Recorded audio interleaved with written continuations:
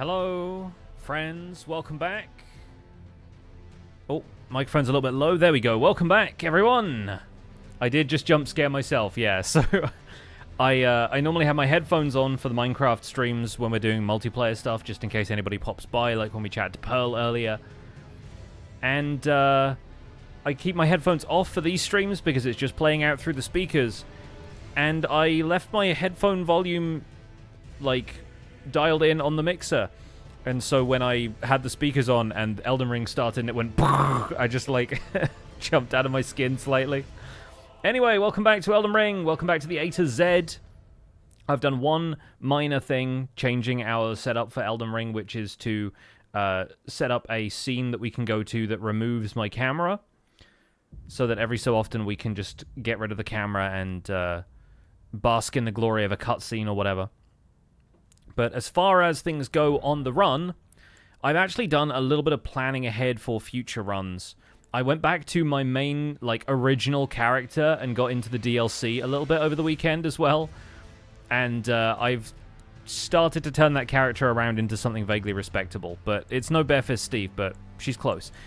In the meantime, though, we are resuming and possibly finishing our run with Ansbach's Longbow today. And Ansbach's bow, the character, has a little bit of drip now. We obviously at one point picked up this Erdtree Guardian's garb, and this is kind of a fun floral look for the character that I thought went actually surprisingly well with the scythe and the bow and everything. But then I decided that we needed the festive hood from Dominula, the windmill village. Despite the fact that it has no statistical benefits, it's just a flower crown, and I thought that'd be really fun, since I hadn't really messed around with anything other than the Land of Reed's helm that you get when you start as a samurai. So I went and farmed this. Oh, that took a long time. It took a really long time. Turns out, those ladies don't drop stuff particularly often. And I went through all of my silver fowl feet, and even, I think, one of the silver horn tenders that I got from the DLC in order to increase the drop chance for those. But I got myself a flower crown, so Ansbach's bow is now fully dressed for the end of the world. We are picking up from Lanedale Ashen Capital, and we're going to go and fight Gideon. Let's see how this goes. Our last bow run did not go especially well for us fighting against Gideon, so we ended up having to employ Spirit Ashes to help out. One of the potential backup strategies for this stream is going to be to go and get some Spirit Ashes, probably Mimic tier, but we could maybe go with Latenna again or something. I like pairing bows with bows. I think it feels kind of legit that way. But I do still have my scythe as well, so we could always pop that out if we need to. Festive hood, first thought was Santa. He has a festive hat. I don't think of Santa's garb necessarily as a hood, but you never know. Yeah, so we're going to go in and fight Gideon. I have a bunch of arrows farmed up. I have maxed out my arrows for most, if not all, of the types that you can buy. We don't have a huge amount of the arrows that you have to craft, but I think I have a reasonable supply. So if we need to switch to those, we can. I assume Gideon is susceptible to poison. I can't remember, but I think we poisoned him last time. So let's see how this goes with fan shot. I knew you'd come to stand before the Elden Ring, to become Elden Lord. What a sad state of affairs. I commend your spirit, but alas, none shall take the throne. Okay, not too bad. He's obviously got a heal at one point, but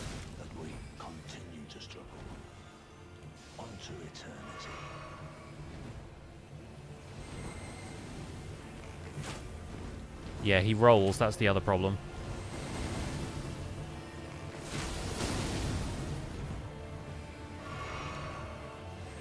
Yeah, he's taking poison damage now, at least.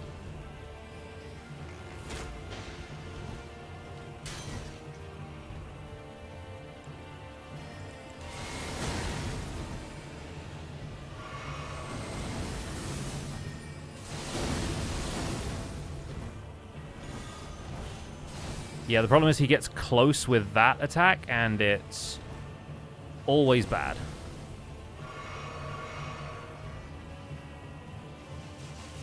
He's using Mohg's attack as well because we beat Mohg. Really funny.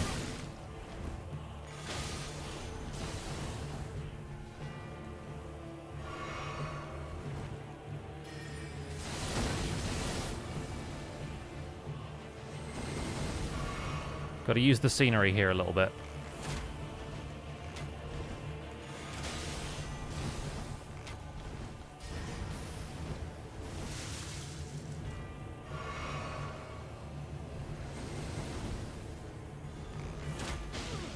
Yeah, we get a decent amount of damage with fan shot, even if not all of the arrows hit him, which is great, because we can catch him, like, mid-animation for some of these, like, slower spells, and it actually does a decent amount.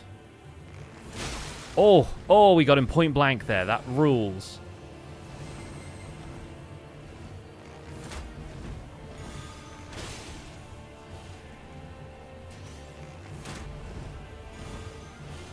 Nope, nope, nope. Ow. Okay, now we're out of heals, is the problem. So it's him or me this time.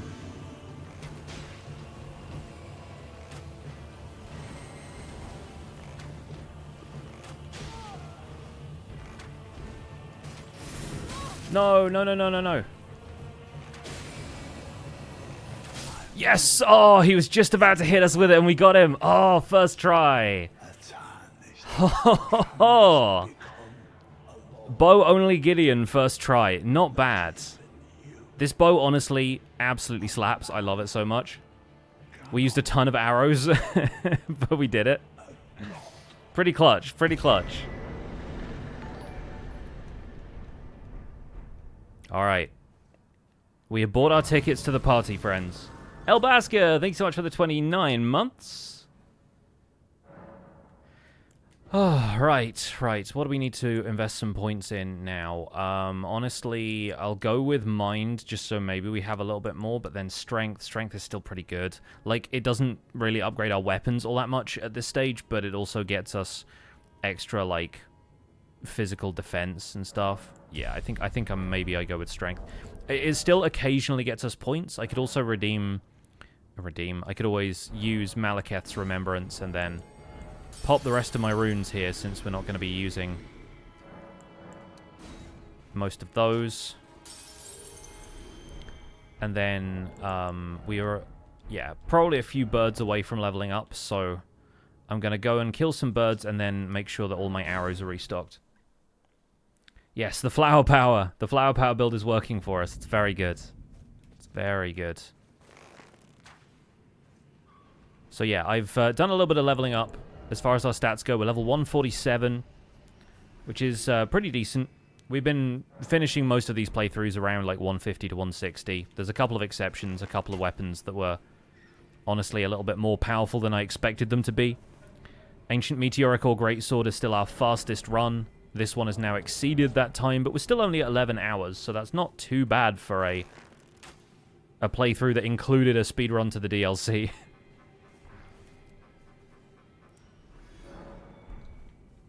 I am also not doing this the smartest way because we could be... Oh no, I still have the Gold Scarab Talisman, never mind. Never mind, I forgot to swap that out after we were farming some more levels, huh? So I'm at least getting some of the extra runes from this. Oh, and that was a 60 rune bird. Alright, that one's not giving us stuff anymore.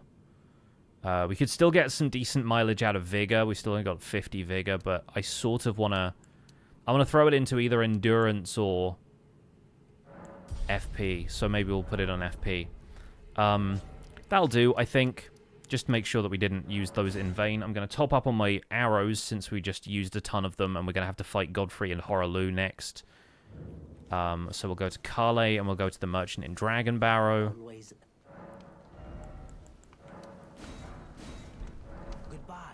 Caelid still has more information about Blythe, which is kind of weird, but there you go.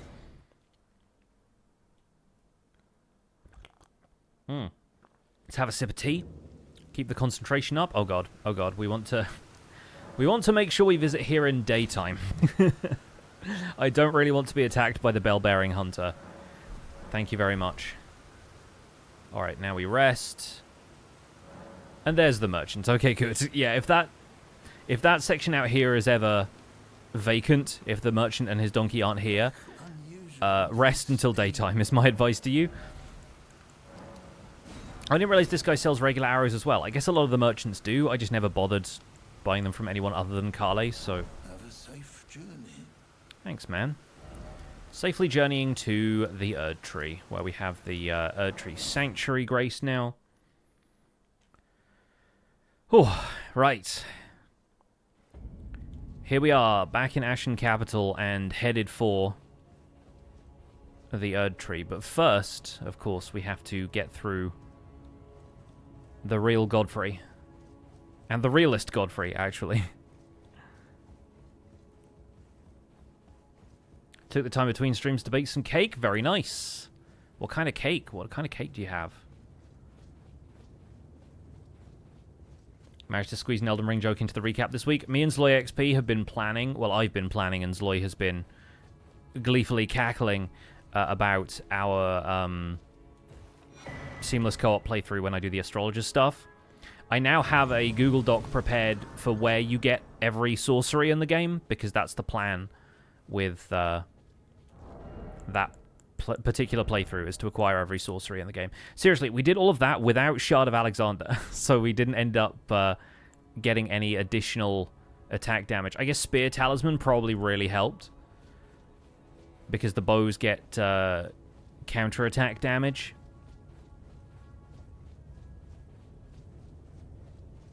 Alright, we're going to step through here, and we're going to move on over to our cutscene view.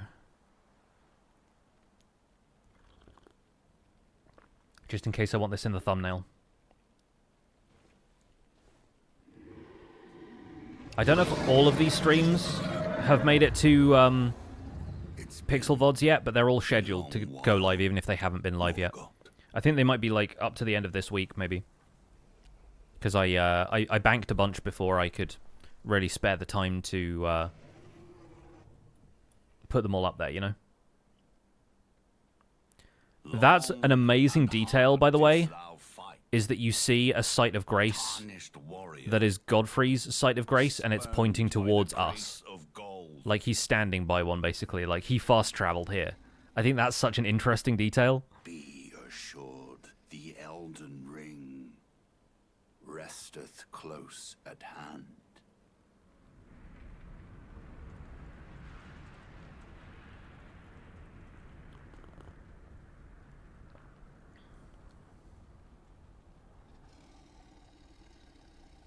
Alas, I am returned.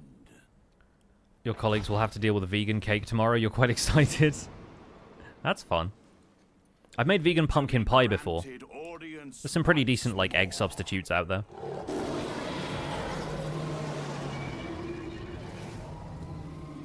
Action shots. Upon my name as Godfrey, the first Elden Lord. Let's go, Godfrey.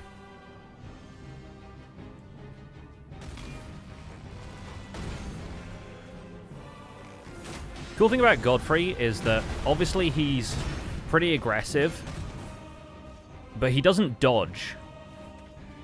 So if we wanted to, we could just like load him full of arrows from a distance, and he doesn't have a great deal of like evasive maneuvers to avoid that. The difficulty is creating distance when he has attacks like this.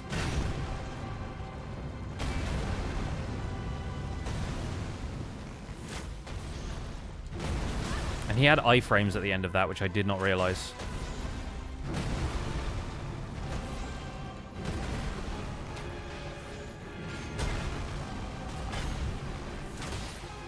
Alright, he's poisoned now. Fan shot's still working really well for us.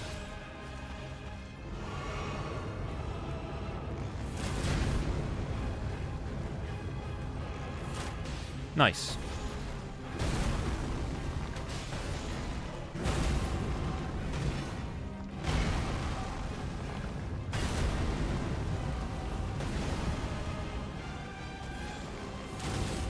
Cool. Phase 2. This is going to be the difficult one for the archer. Yep, thought so. Wasn't quite ready to dodge that. Okay.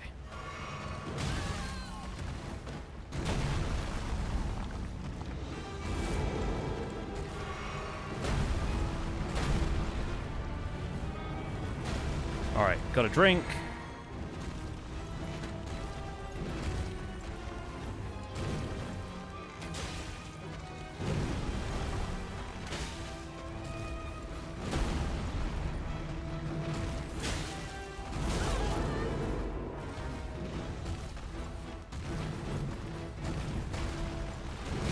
Okay, yeah, I need to work on my timing for that one, I think.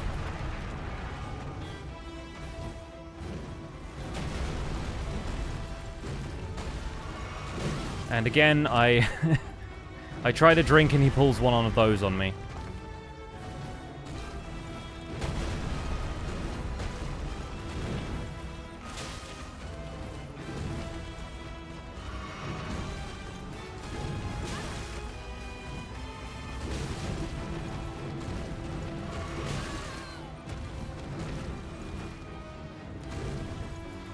He gives you a lot of time if you roll towards him, but then he has a lot of really fast, close follow-ups that are difficult for me to work around.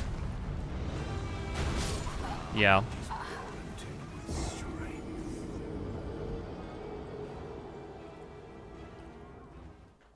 Yeah, okay. Okay. Let's settle in here. I didn't think we were going to get back-to-back easy wins. Honestly, Gideon was quite a hard fight, but we managed to get through it nice and easily. But yeah, there's a couple of things we didn't do in that fight. I didn't drink my Wondrous Physic at all, which will get us... I think it's just still extra strength and dex, yeah. Like, it doesn't really need much else. This stuff is doing pretty well for us. Honestly, on future bow runs, I might still try and get to the DLC for this, because it gets us so much extra attack power and everything. We do also have the option of switching to bleed arrows, but finding a good time to switch, and I don't really have the menuing skills to switch, can be kind of challenging. We could also use lightning arrows because they work better for dex and they'll do a little bit of extra damage, but yeah, I don't know if we really need to do that so much.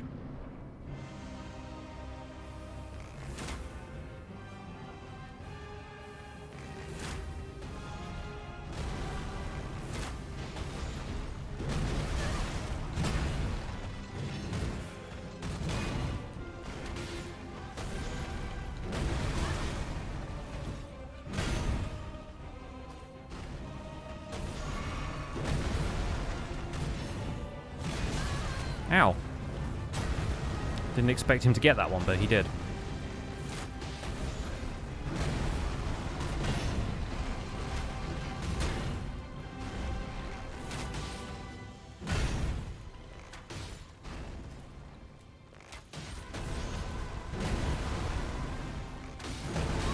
Ow.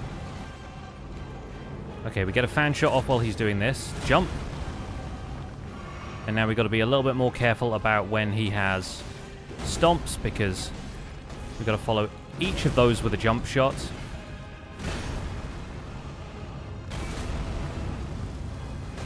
Or at the very least, roll accurately.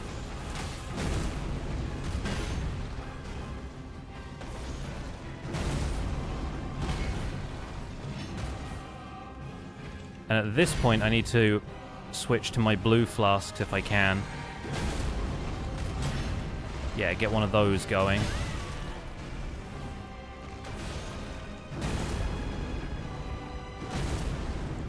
He's such a stompy boy today.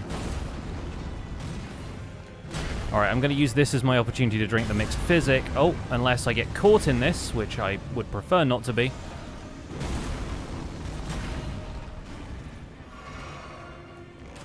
There we go. Alright. So now we dodge this. We try and get a poison fan shot in. He roars.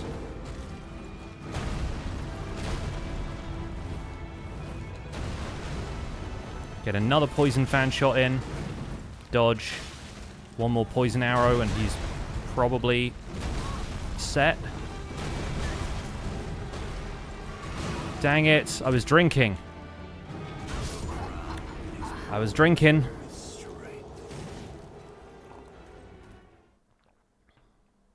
Yeah, definitely a stompy boy today. Making you want to play Elden Ring? I mean, I've been watching a bunch of people play this and that's what's getting me back into it, so I can definitely relate.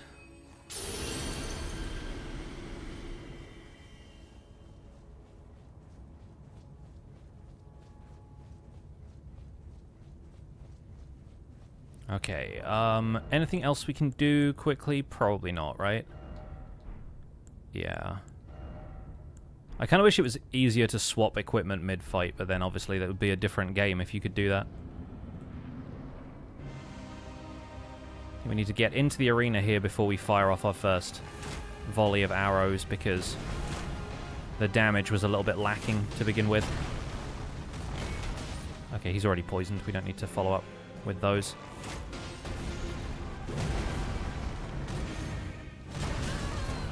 Alright. He got us clear of that.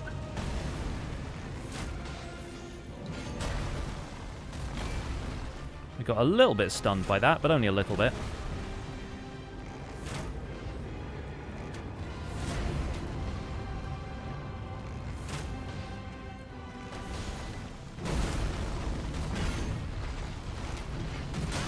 Ow.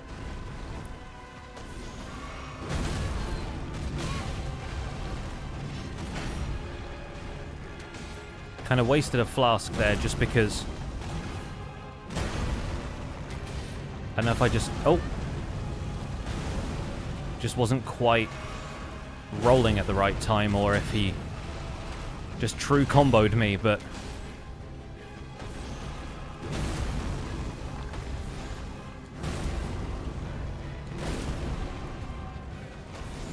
There we go. Alright.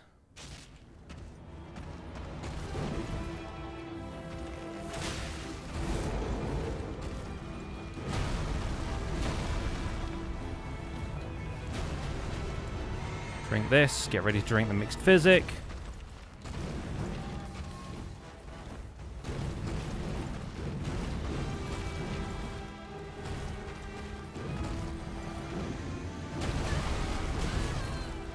Ow. Ah, I thought I rolled, but my reactions are just a little bit off right now.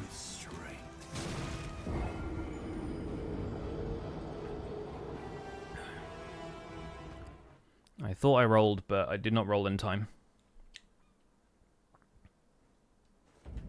Okay.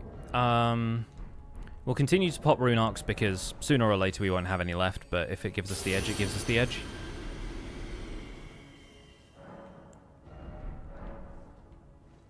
Let's try again. I think as far as arrow numbers go, we'll be good for a little while here. For back-to-back attempts. We can get to phase 2 pretty fast, it's just trying to get all of the attacks in whilst dealing with how aggressive he is in phase 2.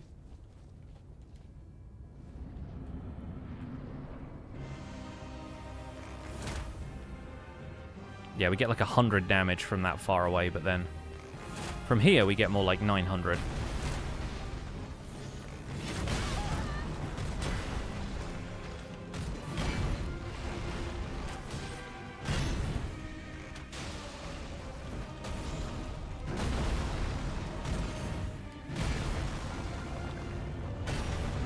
Okay, cool. Plenty of time.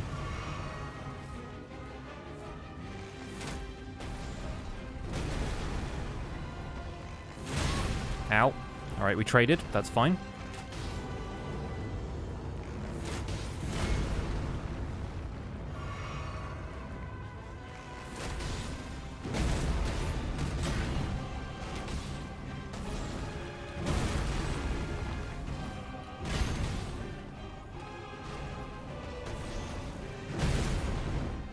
Alright, easy phase 2.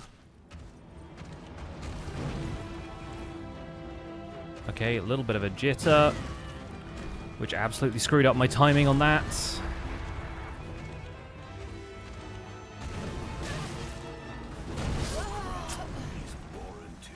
Okay. Feeling kind of robbed on that attempt. I never really got off the ground.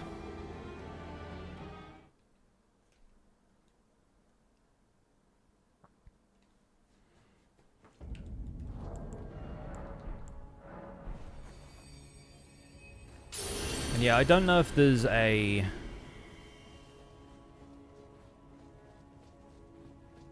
better approach to this, but no, I think we can get through it this way.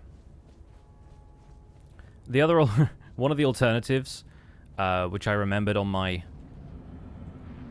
Barefist Steve playthrough, because once I got done with the DLC, I came back and did the end of the game, is that if you've done Nefeli's quest, you can actually summon her for this fight.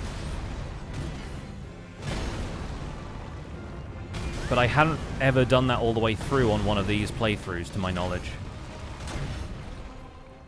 Because it involves doing everything with, like, Kenneth Haight and then making sure Nefeli gets the Stormhawk ashes and all of that extra stuff. Okay, I have no idea if I survived that. It's really annoying.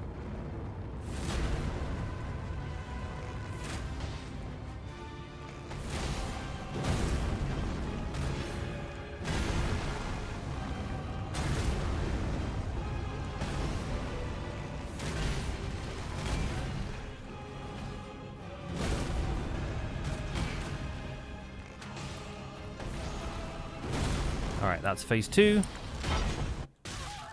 Seriously? Come on. The extra damage was not appreciated.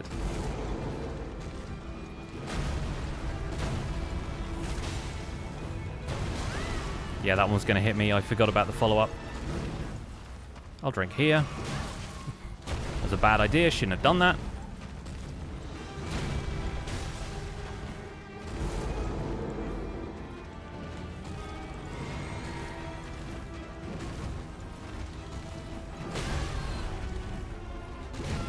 Alright, yeah, fair.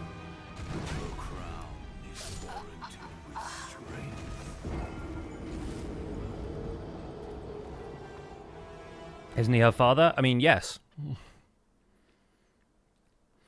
But she has other priorities at that point. She needs to lead.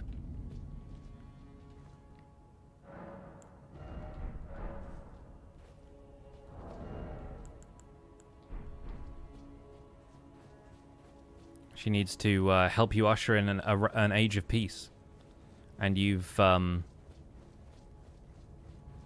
got her support at that point. So she's going to back you up no matter what.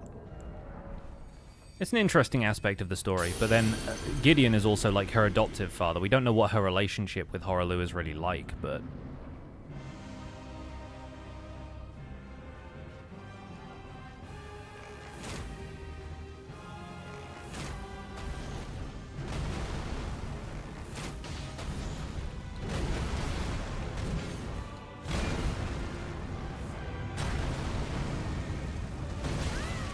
Okay, thought I was out of range.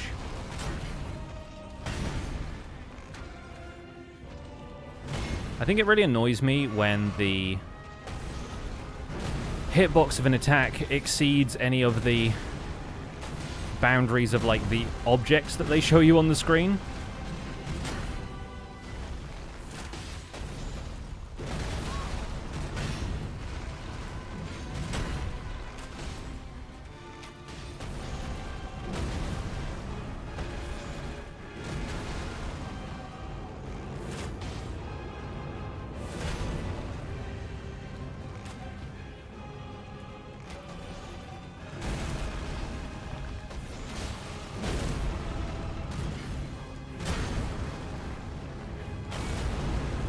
Like, if I roll to the edge of those rocks and it still hits me, that's, like... That's not great feedback, is it?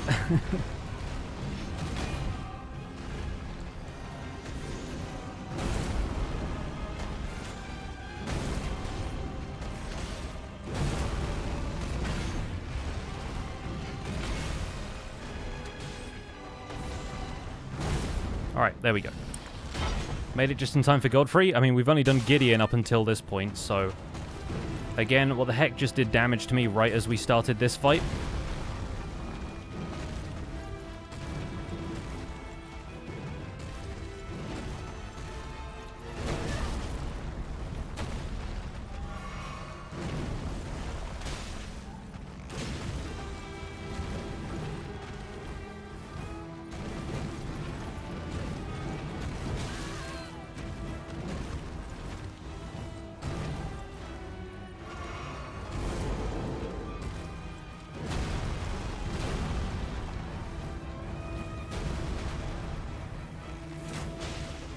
Okay. These are at least... aside from that, attacks I know I can follow up after, but...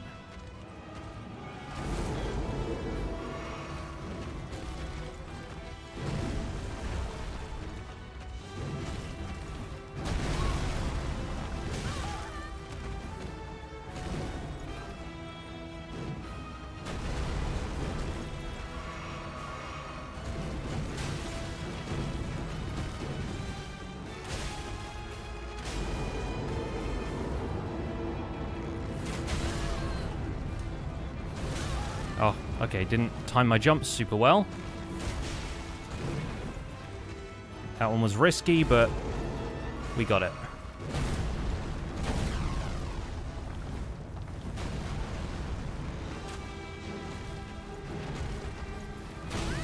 Ow.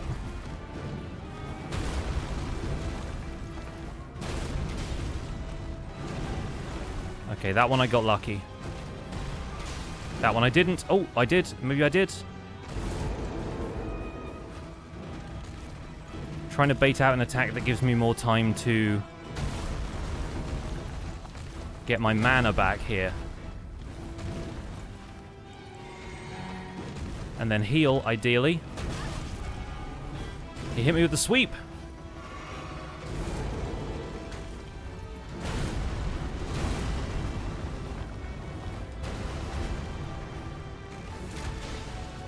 We got it. We got it. Yes. Oh, I felt so unstable for all of that. Oh, something about, like, the way the controls felt in my hands. I felt like I didn't have enough grip. I need to get a new controller at some stage anyway. Because this one, like, the analog stick, the movement analog stick is, like, so worn down. The pad on it is just not great anymore. But we made it. We made it.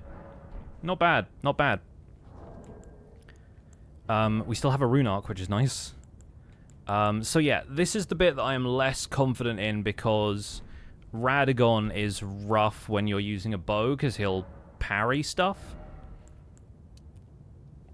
And we're like, we're 200 and something runes off. Like 228 runes off 2 levels here. So... we'll put maybe 1 more into Mind. Maybe we'll put 2 more into Mind just so we have a little bit more FP to do the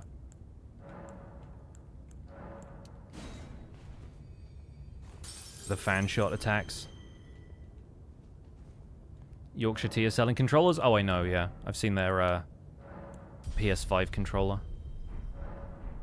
So now, with 172 runes. Pretty good. We need to go and... Actually, we need more runes than that, so we're going to pop the Hoarah Loux Remembrance. Will I do the thing I did with Albinoric Bow for Radagon again? Maybe if I don't get very far in this fight.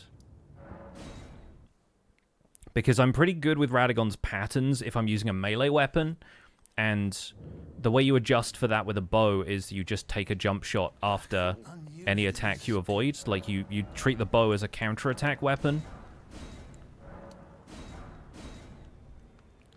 But it's actually kind of difficult to do that, in my experience.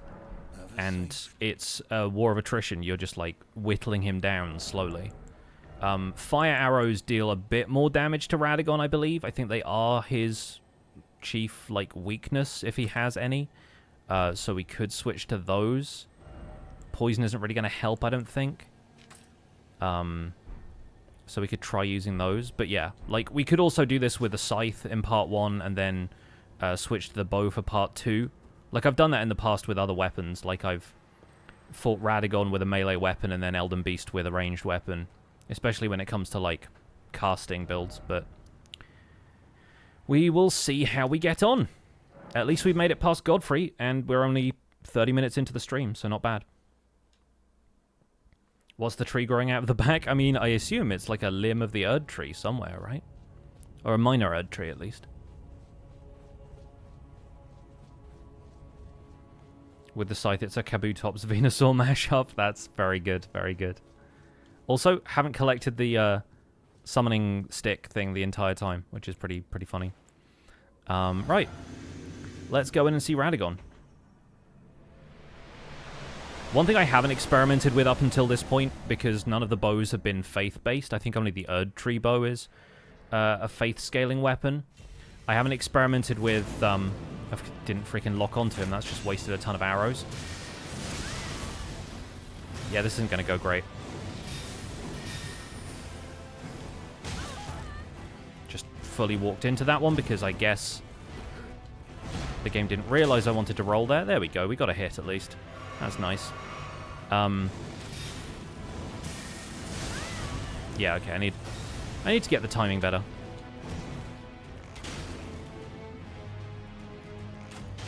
He just parries those.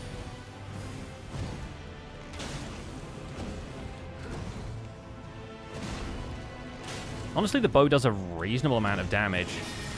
It's just, how long can we keep this up, you know?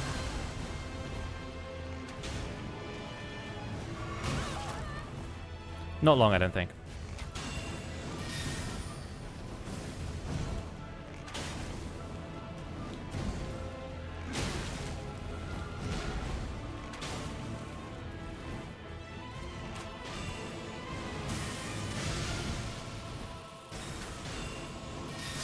I just don't see myself getting a lot of easy openings to use Fan Shot, and that's my main damage dealer.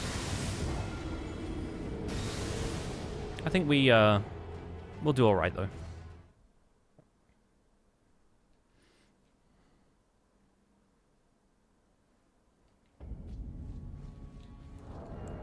We've got, yeah, a decent amount of arrows. I only used the fire ones that time around.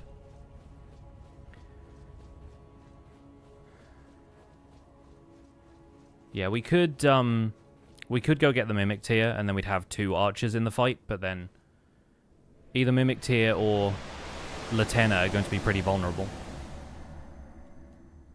Oh yeah, we should at least watch this cutscene too, because it's badass. Didn't watch it the first time, we'll watch it the second time. I didn't watch the Hoarah Loux cutscene, so...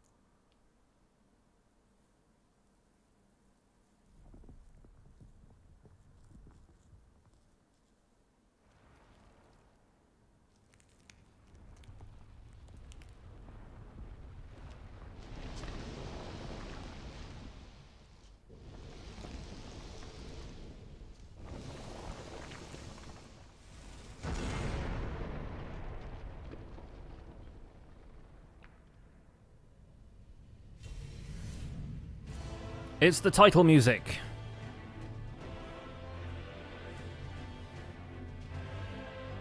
Such a cool scene, though. You have rice pudding with applesauce for dessert. Very nice.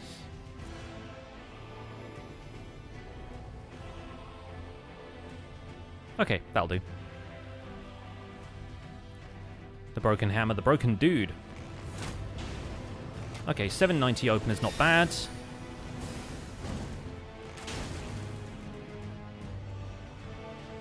Gonna be over here getting my runes wherever they went. There we go.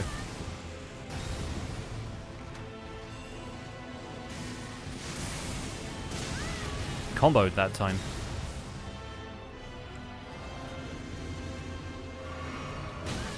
Didn't let me roll. They're still drinking.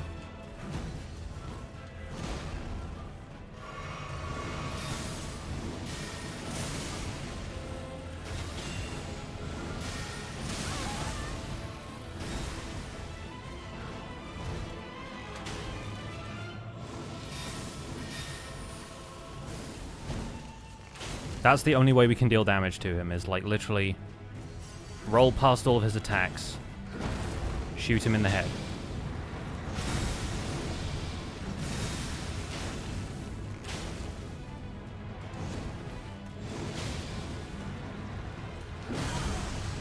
Okay, thought I was rolling, got roll caught, I guess.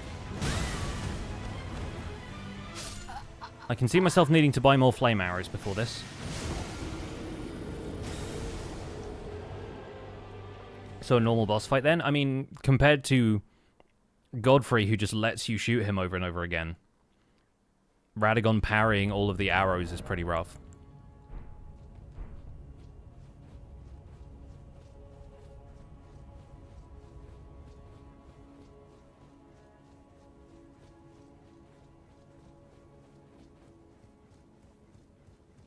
Not a big Apple guy. What's wrong with New York?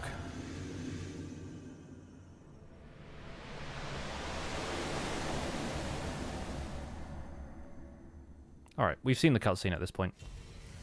Let's boogie.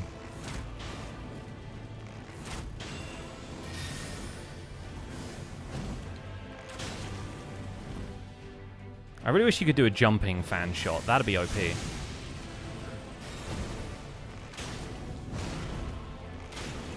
Alright, not a bad start.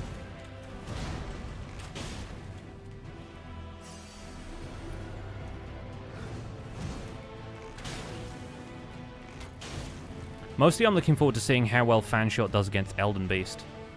But the problem is I need to get that far first.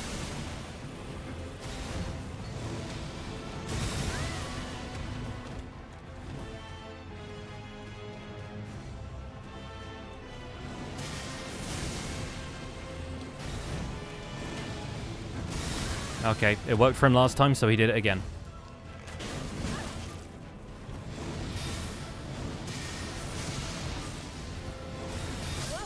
Yeah, fair.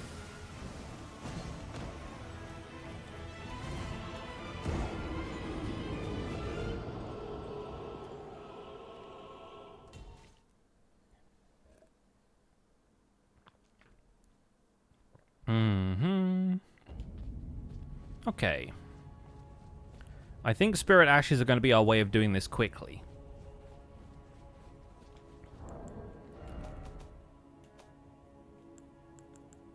But I don't think I have many.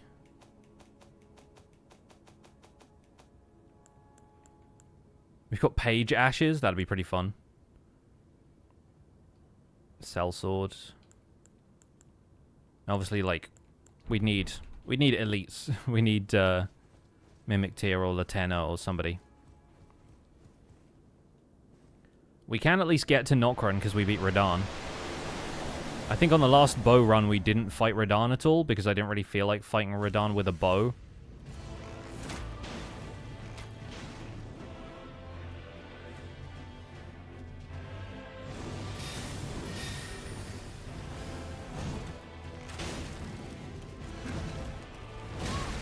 Ow.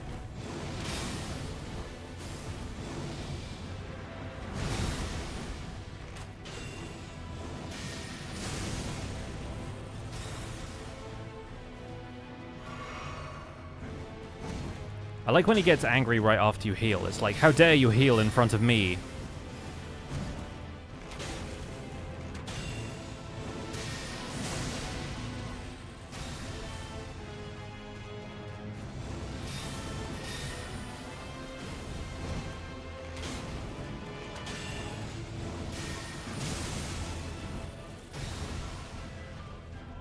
Okay, not doing too badly so far. Jinxed myself, though.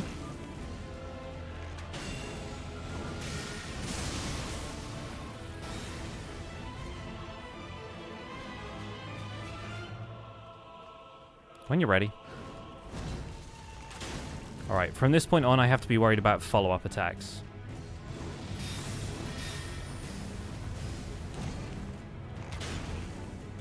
Got to be extra wary of those.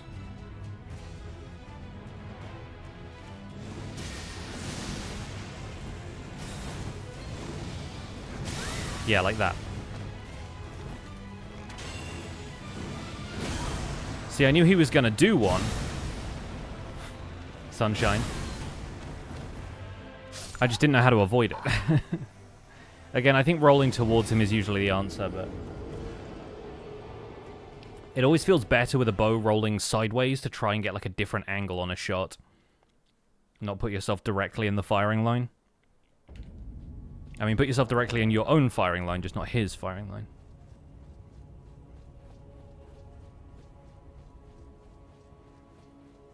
Food stream again today? I mean, always makes me hungry watching this stuff.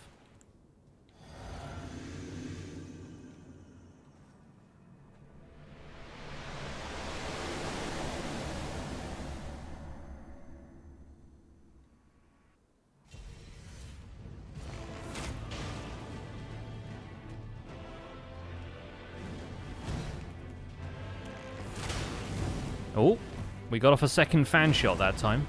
Probably cost us a lot of arrows to do, but we did it. Just gonna collect these, thank you. He's like, did you just input?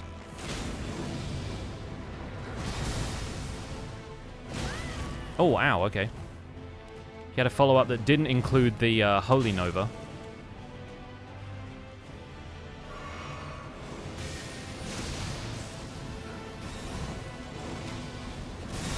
Yeah, okay, roll towards him is basically the only response I have to that.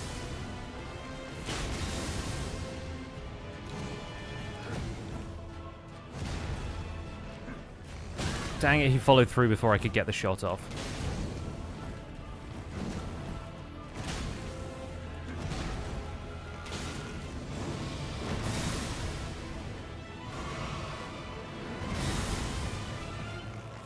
Oh, point blank, nice.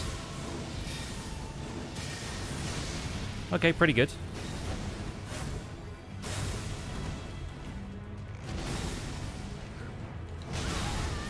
Ow.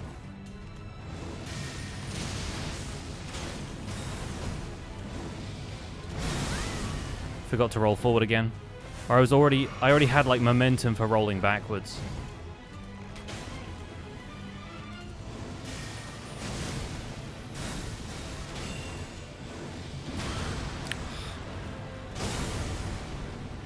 The counter-attack version of that is always so much faster than the regular version that it screws up my timing.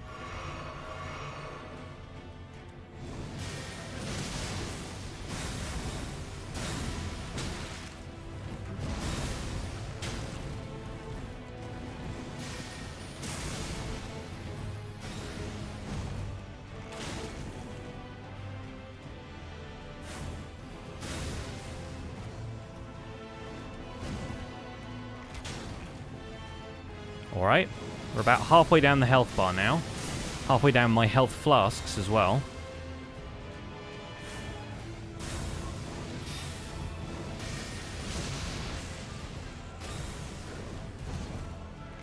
No combo? Cool.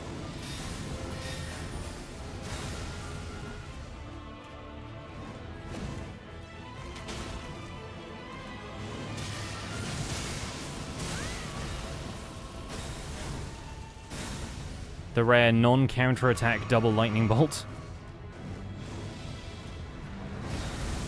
Fan shot follow-up.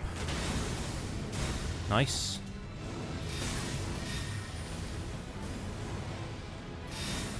Oh, interesting. Don't see that one often. The spread fire.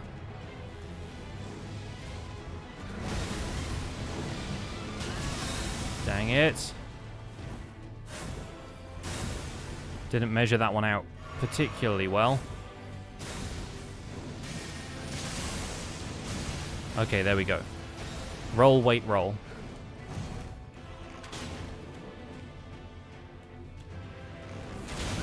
Oh, okay.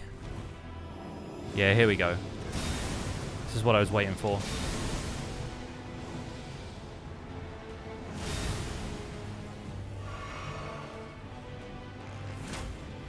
He teleported.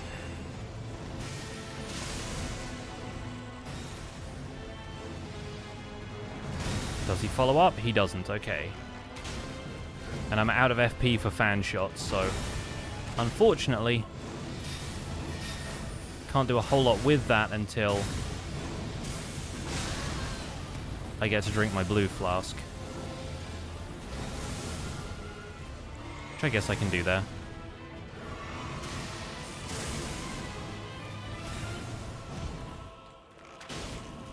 Okay. We're getting there. Elden Beast will not be good if we actually get past Radagon this time around, but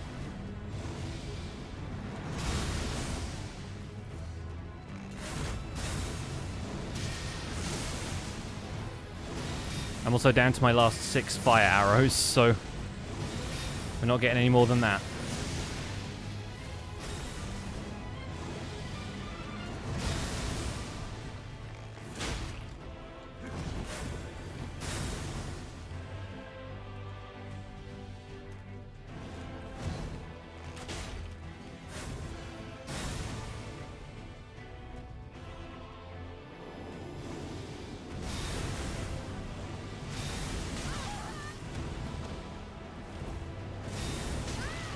Really? I was that far away that it took that long? It's kind of unbelievable, actually. I rolled towards it when it wasn't even close enough. So funny.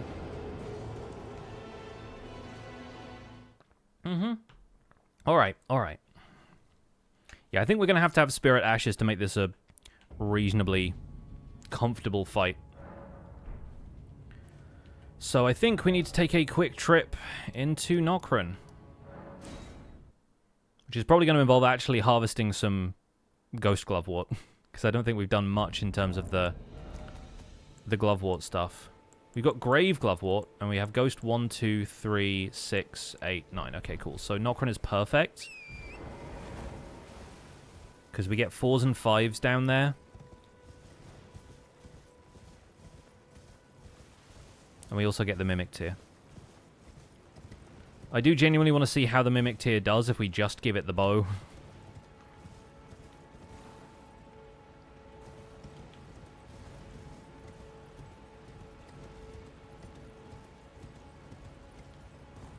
As long as it gives us a couple of opportunities to set up some big hits, we'll be okay.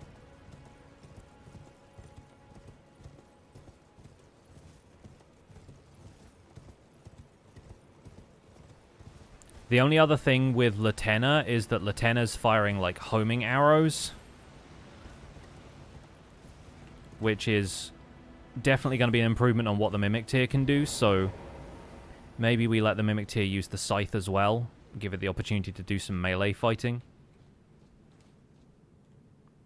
And we'll see how that goes.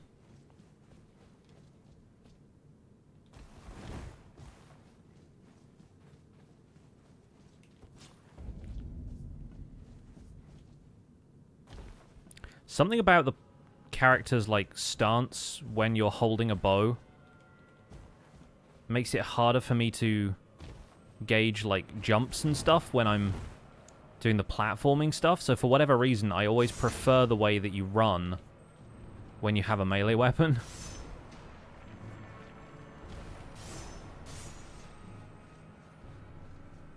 It's just, like, slightly easier for me to figure out how I'm moving.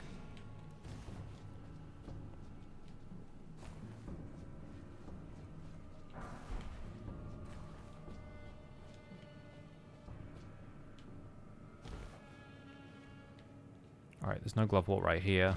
There's one there. We'll grab this as we go through. That's another 3. Yes, we're going down to Blob City.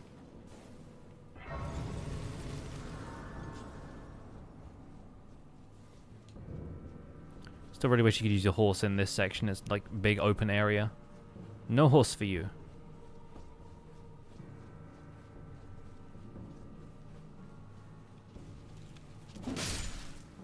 I think not. It's the guy from Pan's Labyrinth.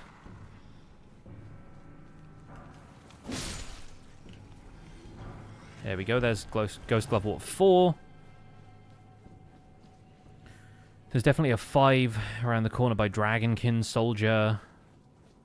I don't know if there's 5s around here as well.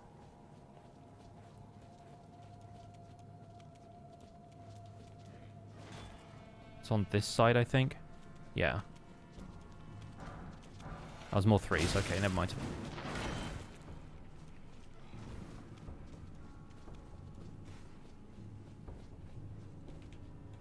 Down this way. Are there any bows I think I could use without a primary melee weapon? Not really, because ammunition is limited, and so when you're going through areas where you're not, like, resting at a grace super regularly, you kind of need to make sure you're not going to run out of arrows. And honestly, this is the most powerful bow I think we're going to get to use in terms of, like, the weapon skill and stuff. Really, it's just about how you play after that point. It's about, like, timing and stuff.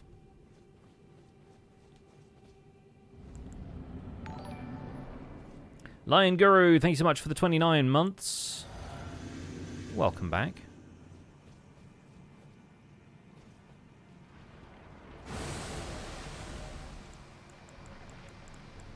Just going to use the scythe for this one, I think.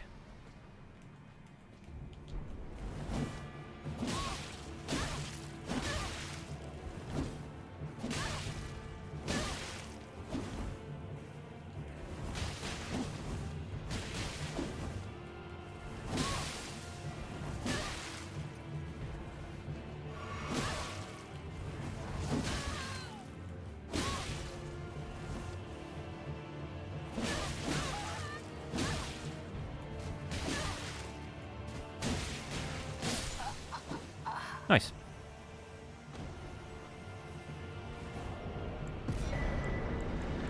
Alright, with that taken care of, back to the bow.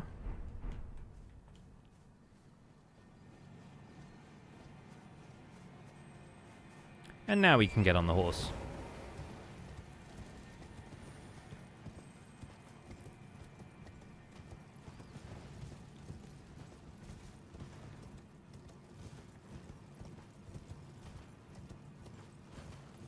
And yeah, I don't remember exactly if you get Ghost Glove Warp 5s up here, but there's at least one we can get from Shifra River. Downstream.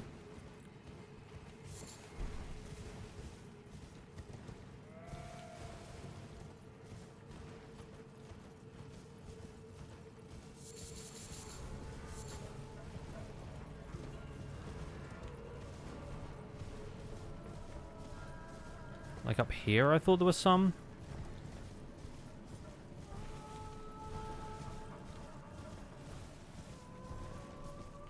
Amongst the jellyfish children.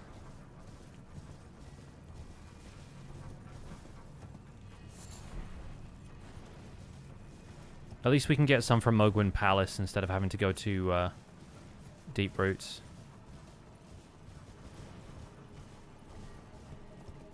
Where is it? Is it here?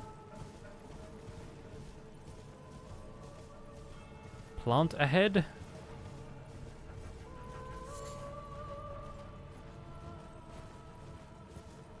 That's a Trina's Lily.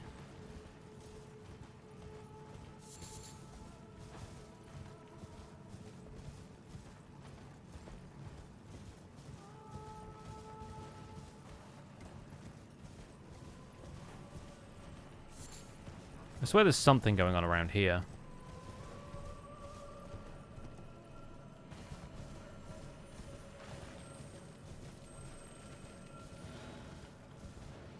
Maybe not. Maybe not worth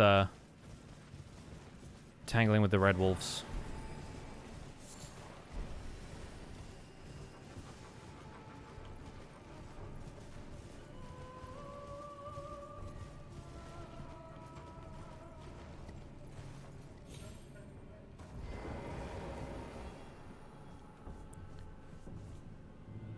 I'm only here to find out.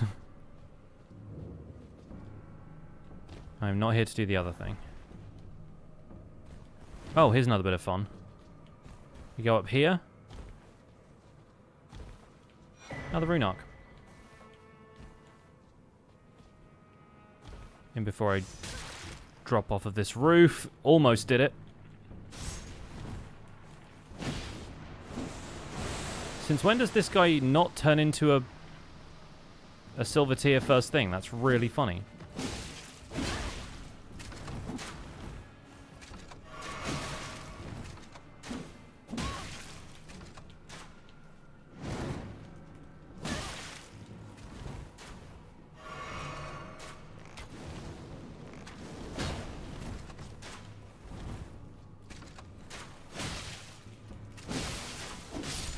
Get wrecked.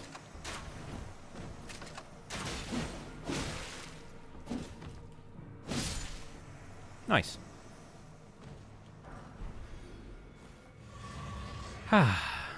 Beautiful.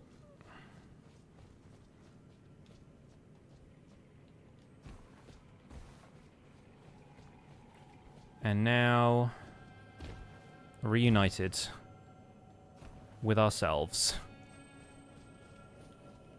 Going to be coming here for this on the next playthrough. Because the next playthrough really benefits from being able to infuse our weapon with either blood or poison.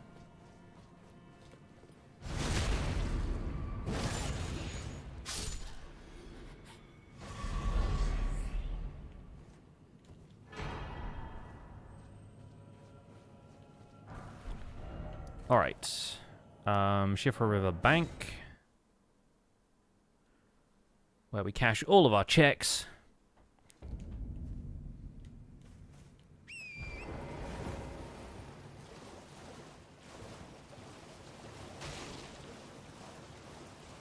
We're going to take this log with us all... No, okay, I guess we're not. I guess we're not.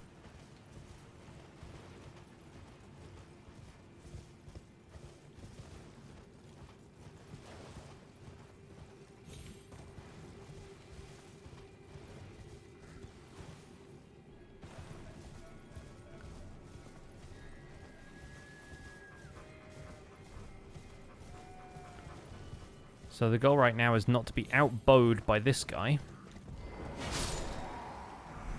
We did it.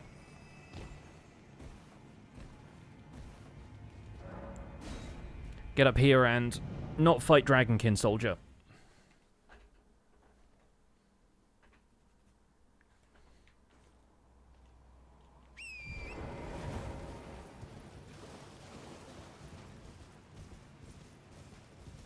Great success.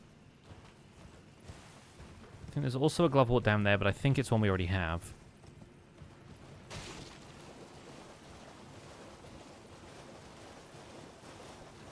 Missed a bunch of stuff. What are we doing? So we're on the final fight, the boss fight of the game. We're on Radagon and Elden Beast. And right now I am trying to get hold of upgrade materials for a Spirit Ash that's going to help make things a little easier because it's a difficult fight. So I am getting the Mimic tier because this is a fight I would like to win with just the bow. And so we're upgrading the Mimic tier ashes. Which is why his roots, he won't like his shackles high top.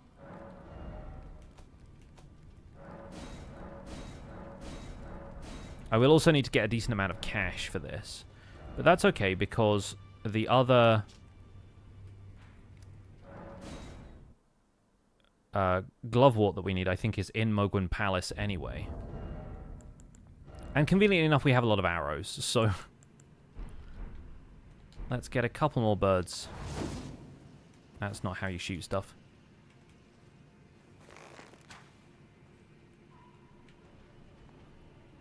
Yeah, there's not really an extent to which I can up my attack much more than I already have. Aside from just really push the stats like 30 higher on both strength and dex, but I don't think that's really going to do much.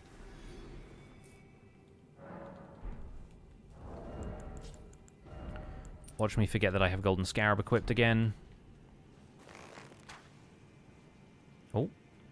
Yeah, we distracted the bird that time.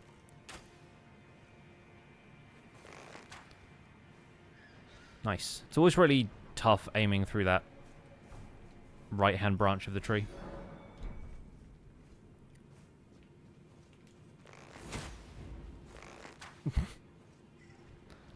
Accidentally wasted a bunch of arrows there, but never mind.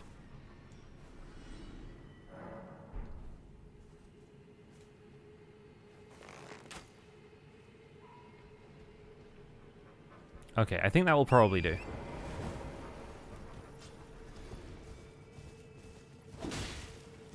Excuse me.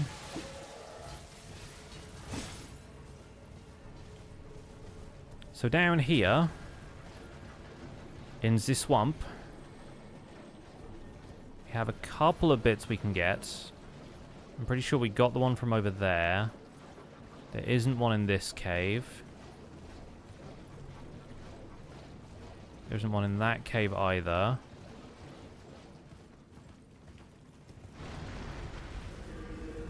As usual, we ignore the skeletons.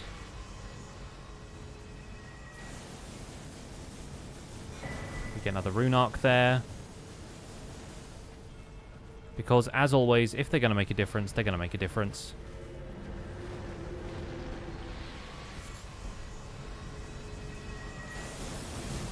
And if they don't, then we might as well have them. That's number 9.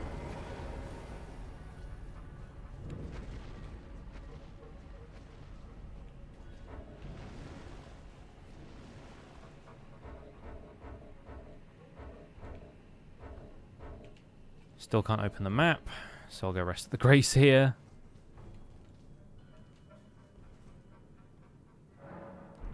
Final booze fight, yes. Hitting the booze again. Oh, we still don't have number 2 either. So I'm missing 2, 7, and 10. Well, 10 is up here.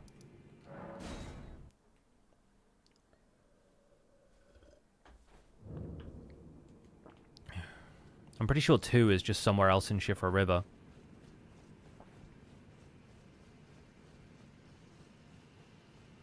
I think this is a 9. Yeah. So this is the 10. In this room full of shambling dudes. Which make it kind of difficult to get out when you don't have a map or a lantern.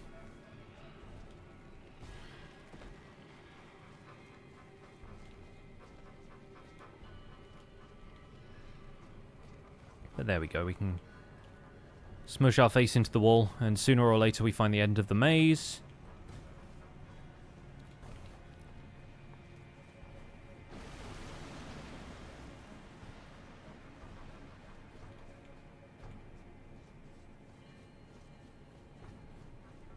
And now we're being followed by a sanguine noble, probably.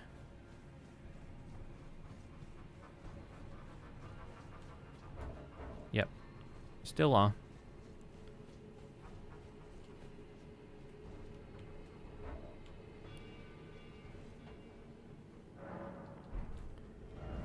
So then, back to Shifra River for Ghost Glovewort 2. And then somewhere we can find a 7.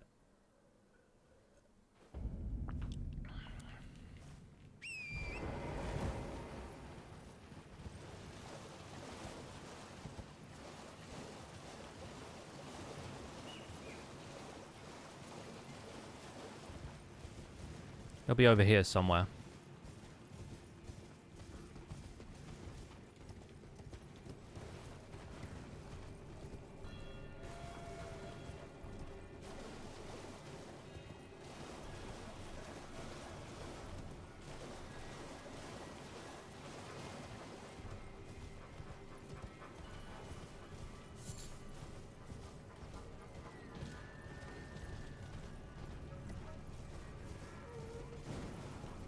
Oh, just rode a horse up a tree.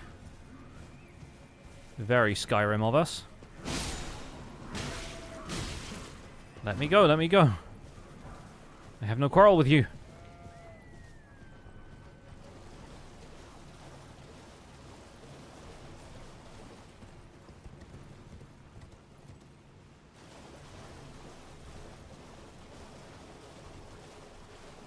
I know I hit you with a scythe, but it was for sport.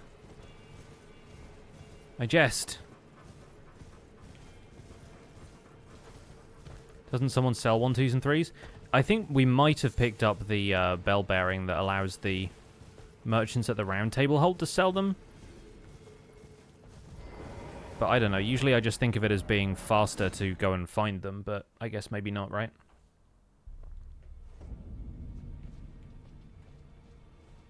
You know, Torrent is talented. Yep, and talent is torrented.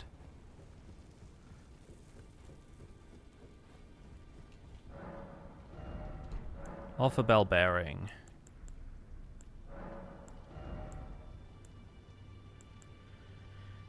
Well, I guess not. We don't have... We've got the somber ones. But I think the 1 and 2 bell bearing might actually be at the entrance to Nokron. It's like in here somewhere.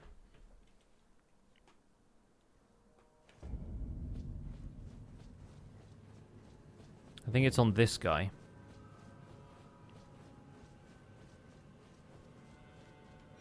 Yeah, there we go.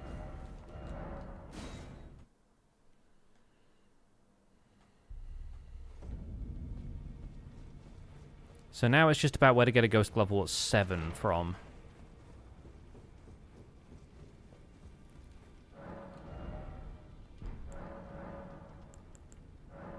It's now Ghost Form Picker's Bell Bearing as well. I'm like, what?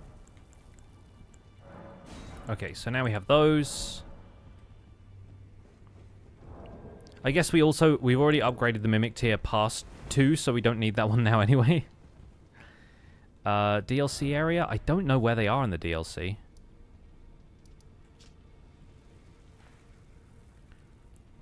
Like, I'd assume there's some in Deeproot Depths, but I don't really want to go there. There must be some in Mogwin Palace. Like, I swear we've got them before, and we've only had to go to Deeproot once.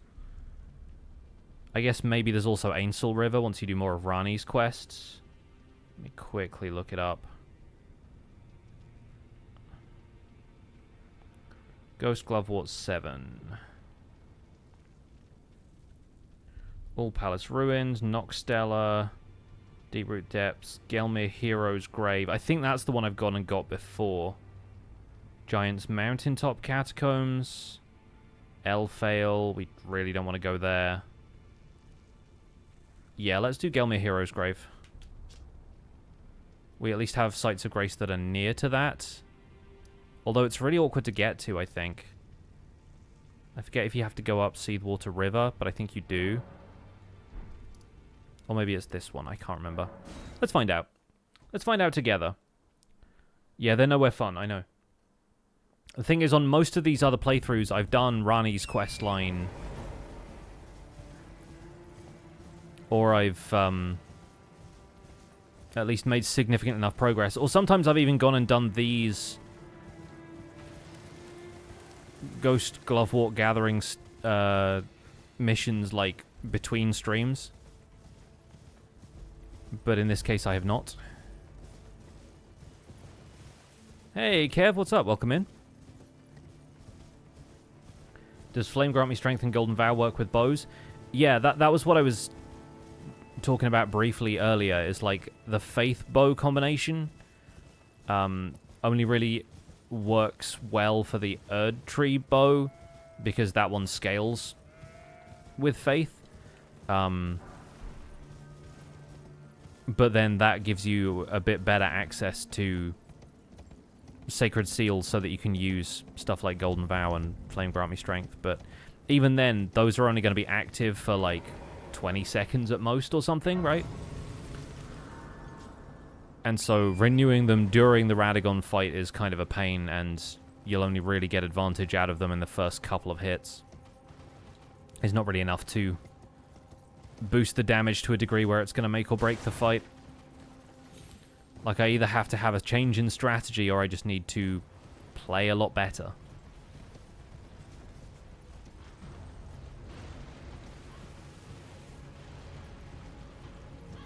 Oh, wait a sec. It's not that way. I think I do have to do some climbing here. Which is annoying because the abductors here don't want me to do it.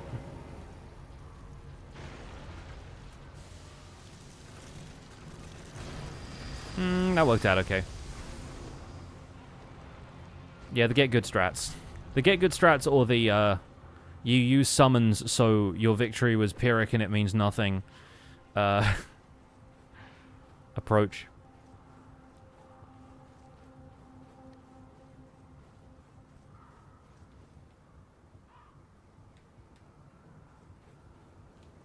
Okay, so I think from here...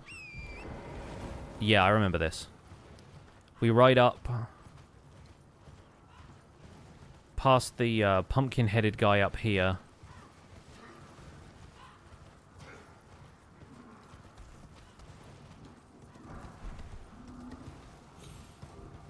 We hang a left. We don't follow the rainbow stones.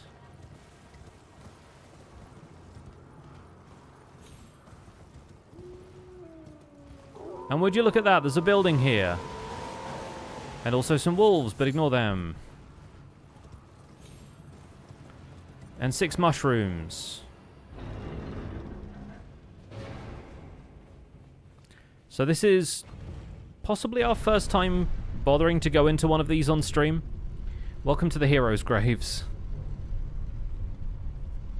Is that Rambo stones? Definitely Rambo stones.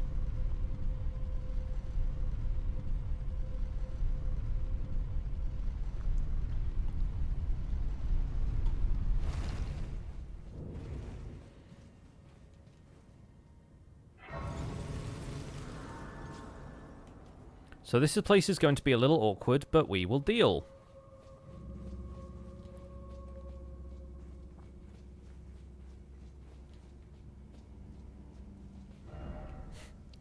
Always.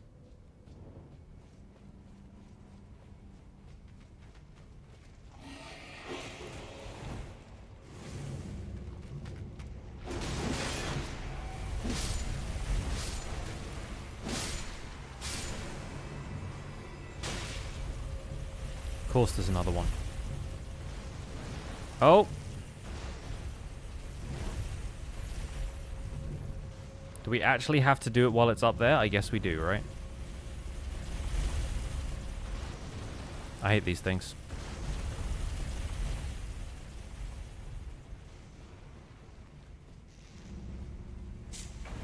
Another archer like me. How could you do this to me, fellow archer?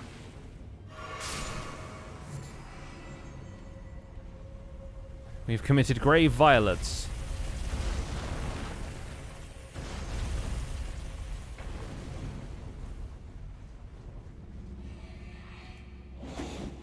Shout out to that skeleton. Really went for it.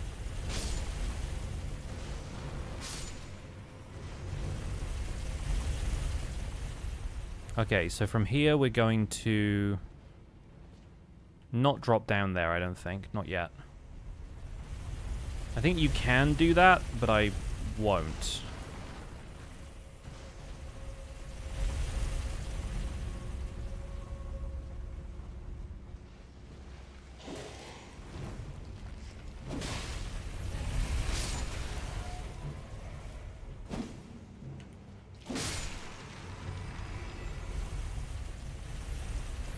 Alright, now I have to remind myself of where this stops. Okay. So I think the glovewort over there might be the one that we're looking for. Like this one right here. 7, there it is. So just to briefly recap, we now have 1, 2, 3, 5, 6, 7, 8, 9, 10. Okay, perfect. So now we got to leave again, and unfortunately we can't teleport out from here, not even to the round table hold, because the debuff forbids us. So instead I have to figure out how I get back up past this chariot.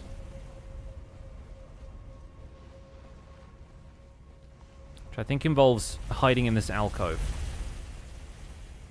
For the moment.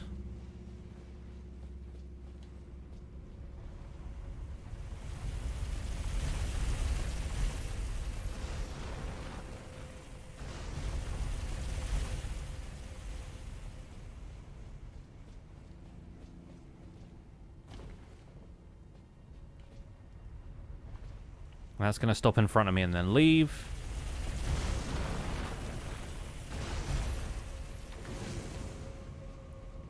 And then we run up here and we hide in one of these, or we just keep running for it. Nice.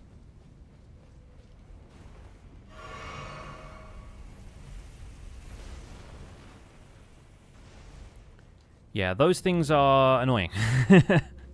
They are quite annoying. I think we literally have to step outside to be able to fast travel anywhere, so, back up the lift we go. One thing I really love about Elden Ring's lifts is that regardless of the orientation of the entrance to the dungeon, if you walk onto the lift, the game actually rotates you so that you walk forward into your location. Like, you never have to, like, turn around and go the other way or anything like that. They've always got it mapped out so that the player can just walk straight forward once you get off the lift and you're in the dungeon.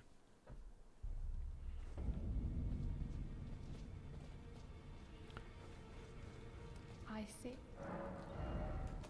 Which doesn't sound like a lot, but... Wait. We just got Ghost Glovewort 7, right? Did I imagine that we just did that? Or did we get Grave Glovewort 7?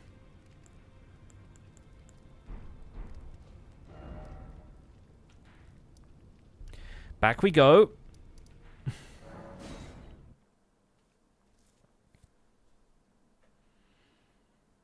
I thought that was Ghost Glovewort 7. I didn't realize that we got the wrong one. That's annoying. In which case, I think it's slightly further on from where we picked that one up. But it's not that much further in. Unfortunately, there are no checkpoints in here. There's no Sites of Grace or whatever. But the dungeon has reset, so we're going to have to deal with skeletons and chariots again.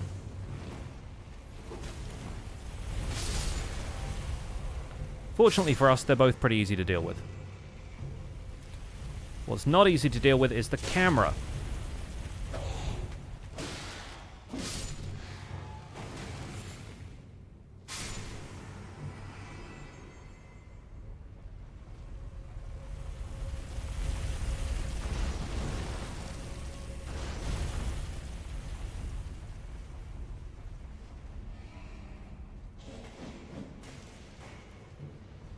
Okay, this time I really just threw caution to the wind and went for it.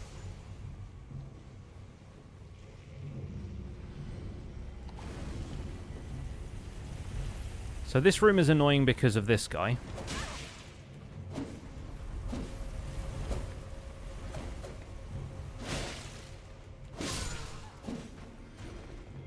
And also his friend over here.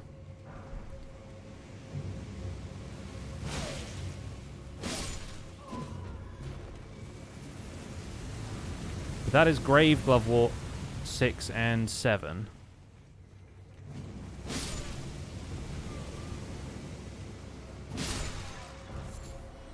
That is Grave Glovewort 7. That right there opposite us, I think, is the one we need. You know, past the Plume of Fire.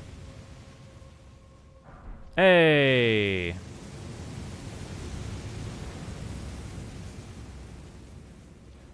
Good.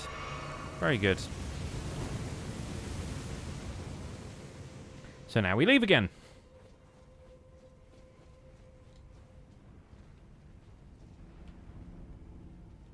Chariot's up there right now.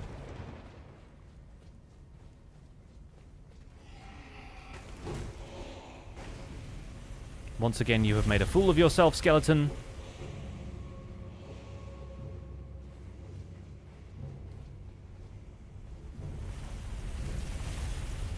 Don't give up, skeleton!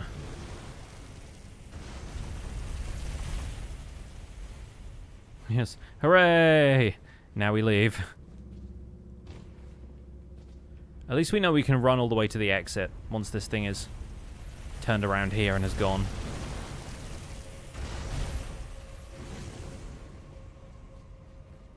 Give or take a little bit of fire damage. Honestly, I think my vigor is high enough at this stage that I could probably just tank a hit from that thing, but they deal so much damage.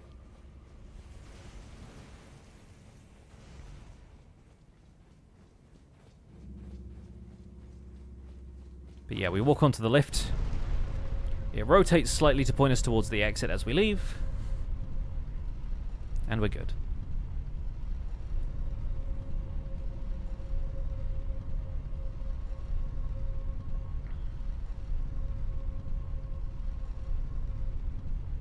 Facing more or less directly west. And now I can go back to Round Table Hold, finally.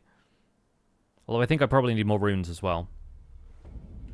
But I got a few from in there, so we'll see how far they go. 7, 8, 9, and 10. Okay, cool. So we now have the Mimic tier. Let's see how well we do against Radagon Elden Beasts. A very losable amount of runes as well. Even though somehow that whole time I didn't die because my runes are still in the Erd tree. Didn't realize the Elden Ring stream started. How's the Gardener run going? It's going well. We are at Radagon Elden Beast. I could potentially solo Radagon. I don't know about Elden Beast. And I am personally in favor of doing these more comfortably. As opposed to just being on the struggle bus for another hour and a half. And then potentially not finishing on stream. He did come in right on time, yeah. Hopefully you get to see us finish the game.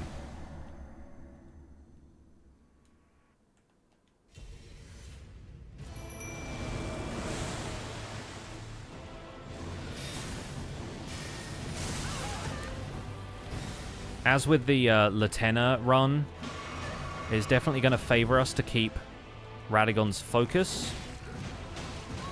Would help if I remember what the buttons do.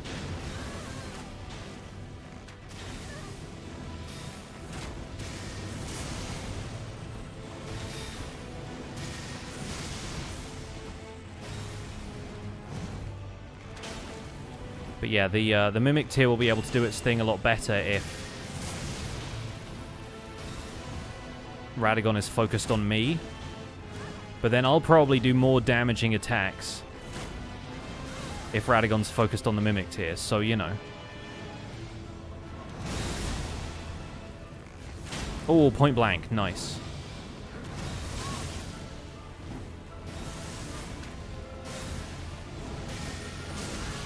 Okay, that one I rolled too early, so that's on me. Oh, I wasted that. He's always invulnerable during grabs.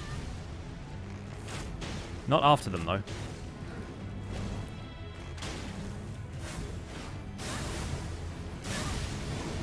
He got both of us with that one. Mimic tier just like chip damaging him with fire arrows is absolutely the energy I want from Mimic tier today.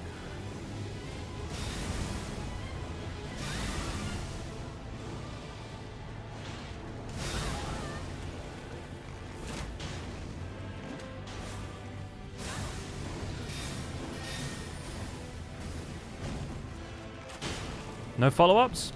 Ooh. Spicy.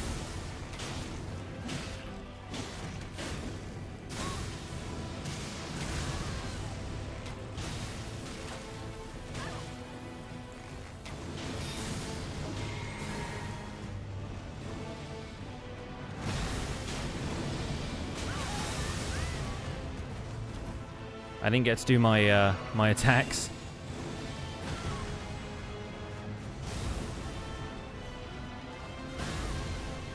No, I'm out of arrows, I just realized.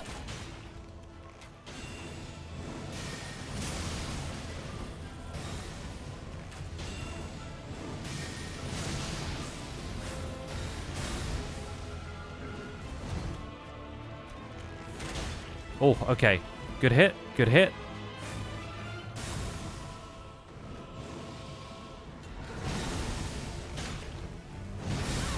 Oh, I was really hoping I'd roll through that.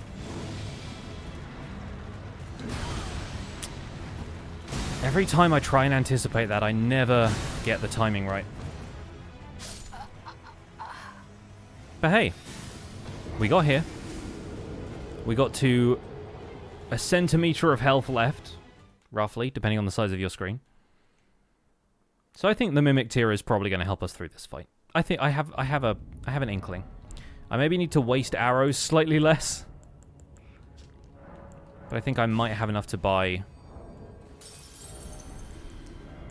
a few extra arrows if I pop the rest of my runes.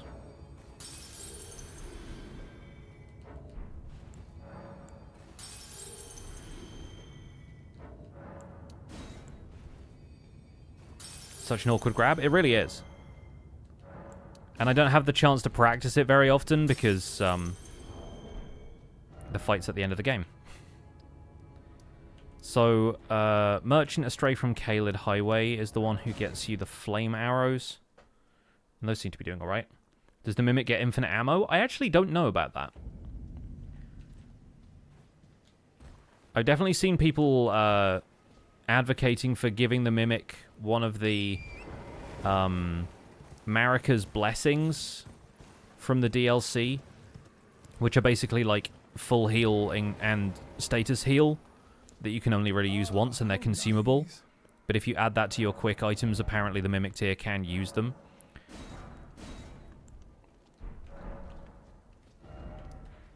Does the Mimic use your arrows? We're both pulling from the same quiver.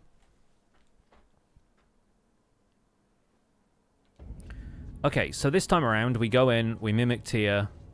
I think maybe I'll pull the Flask of Wondrous Physic first.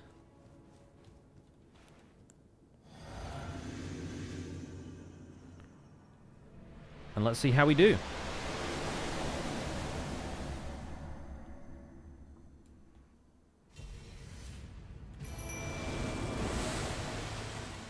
I'm going to heal up from that one.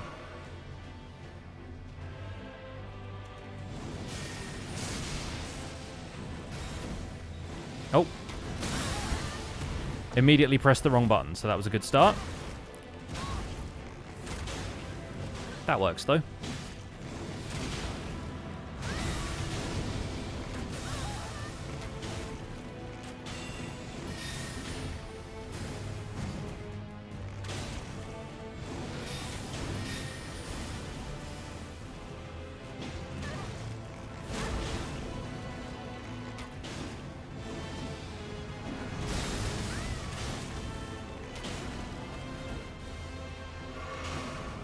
ABC, always be shooting. But it's shooting spelled like laundry shoot. Shooting. Always be shooting.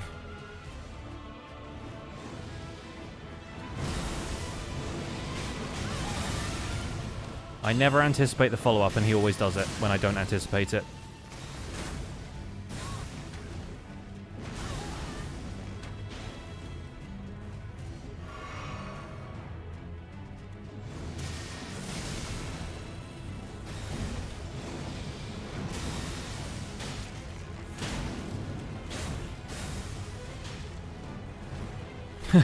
I love when he gets confused between two targets. It's always my favorite thing.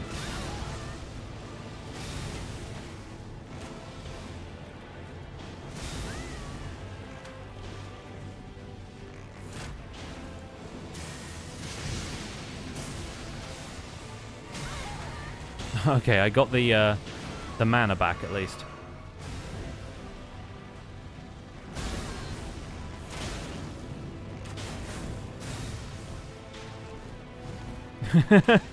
Where you going, bud? Oh, we got him right before he was going to kill Mimic here. Amazing. Alright, let's switch these to lightning bone arrows. I reckon that's probably the best we'll get, since Elden Beast is immune to effects. And this should work pretty well.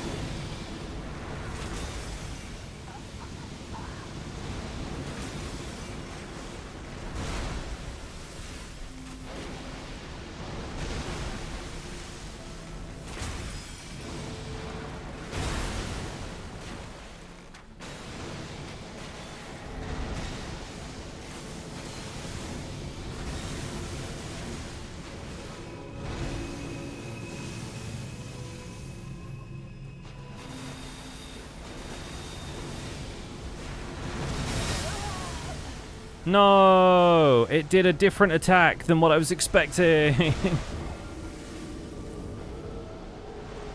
Okay, well, at least we know we can get to Elden Beast. Pretty good.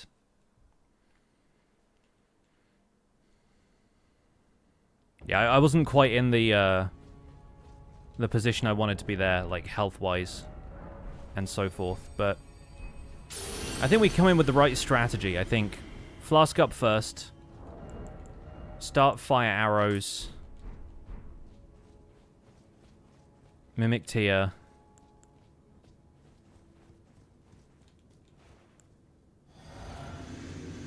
I reckon we got this.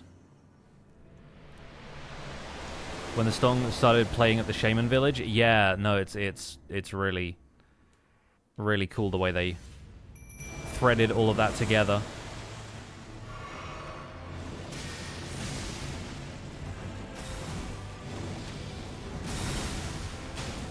All right, we avoided most of that.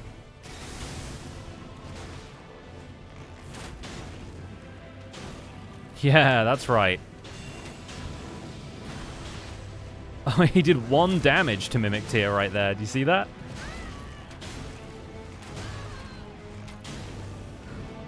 Oh, he got feisty with it.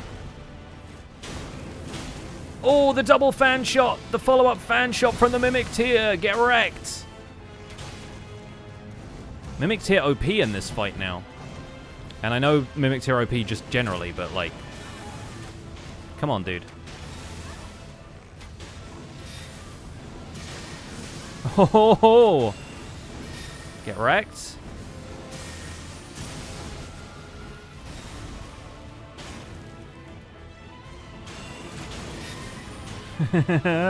Change your aggro up. Keep you guessing.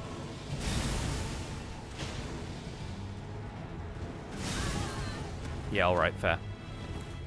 Make me drink 1 flask in this fight.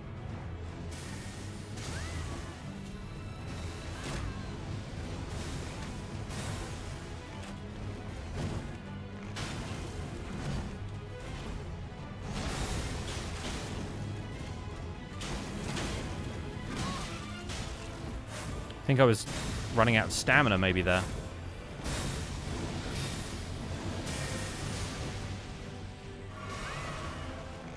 Mimic Tear with the assist. Thanks for the distraction.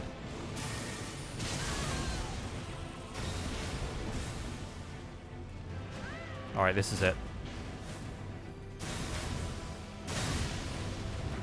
For me!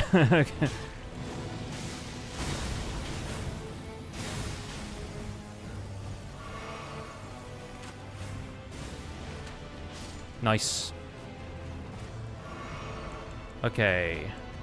Back to lightning arrows. Again, I don't think there's much else we can do about Elden Beast in terms of, like, resistances.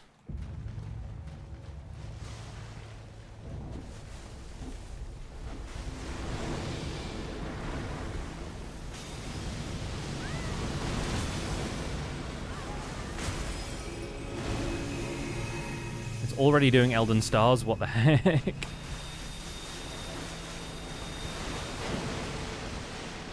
Unfair, dude.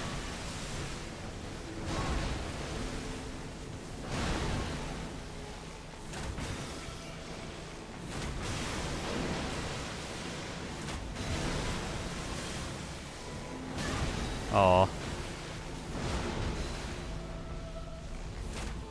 Rip Mimics here. Time for Torrent!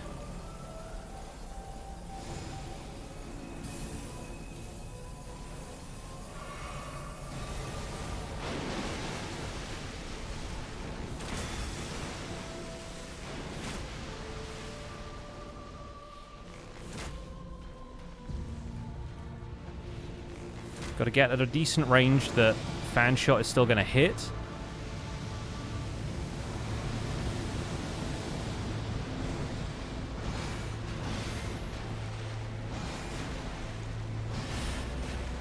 Nice. Feel like we got lucky on some of those.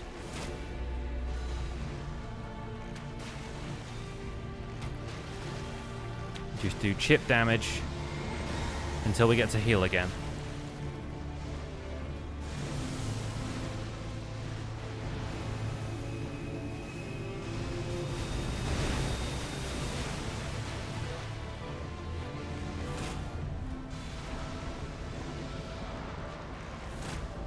Alright, back on Torrent for this one.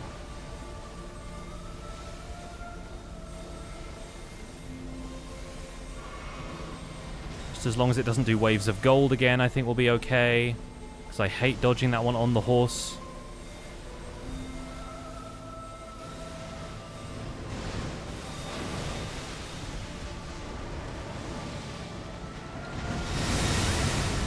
Yeah, that's the one that killed me last time because I wasn't expecting it. I was thinking waves of gold and instead it did that.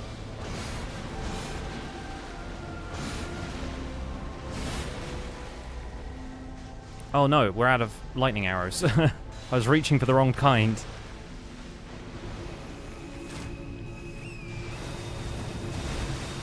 Horse iframes, baby!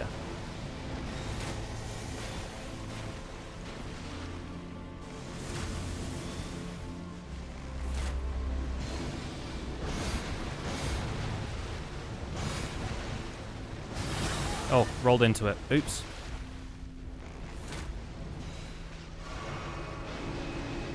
Okay, and this one is going to be 3 rings.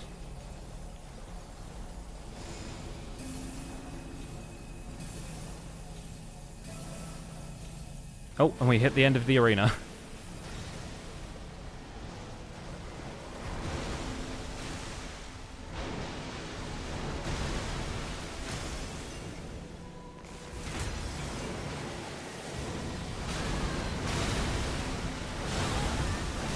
Oh. I don't normally see that one.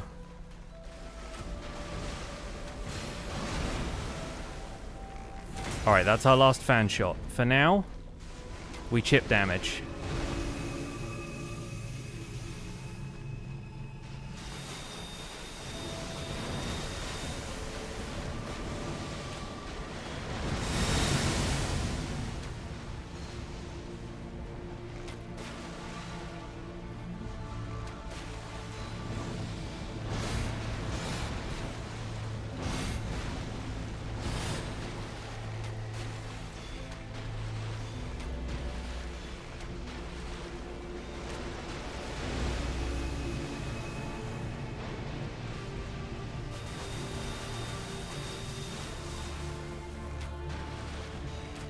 I think this is it. I think this is it.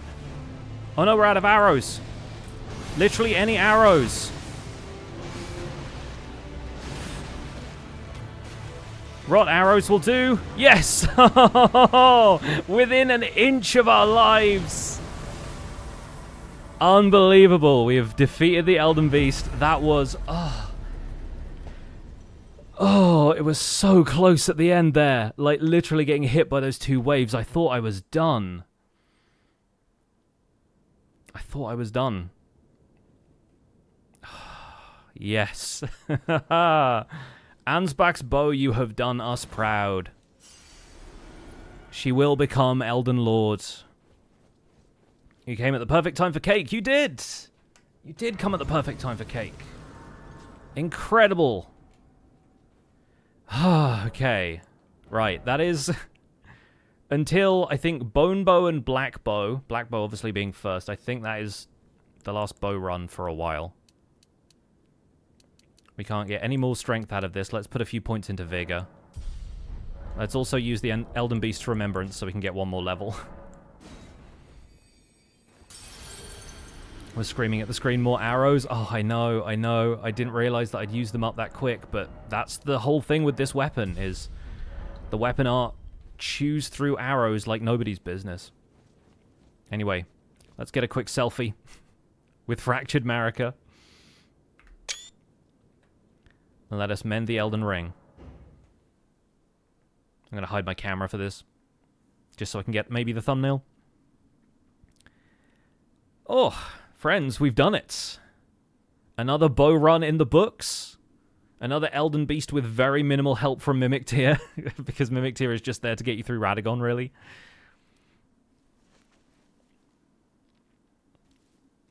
What a way to get it done. Another one down. That is run 6 over.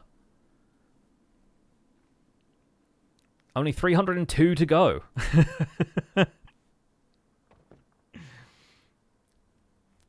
Actually, I think more like 402, right? Because that's the revised total with all the DLC weapons. What's the time on this one? We'll check in. We'll do our final look at all the stats and stuff after this.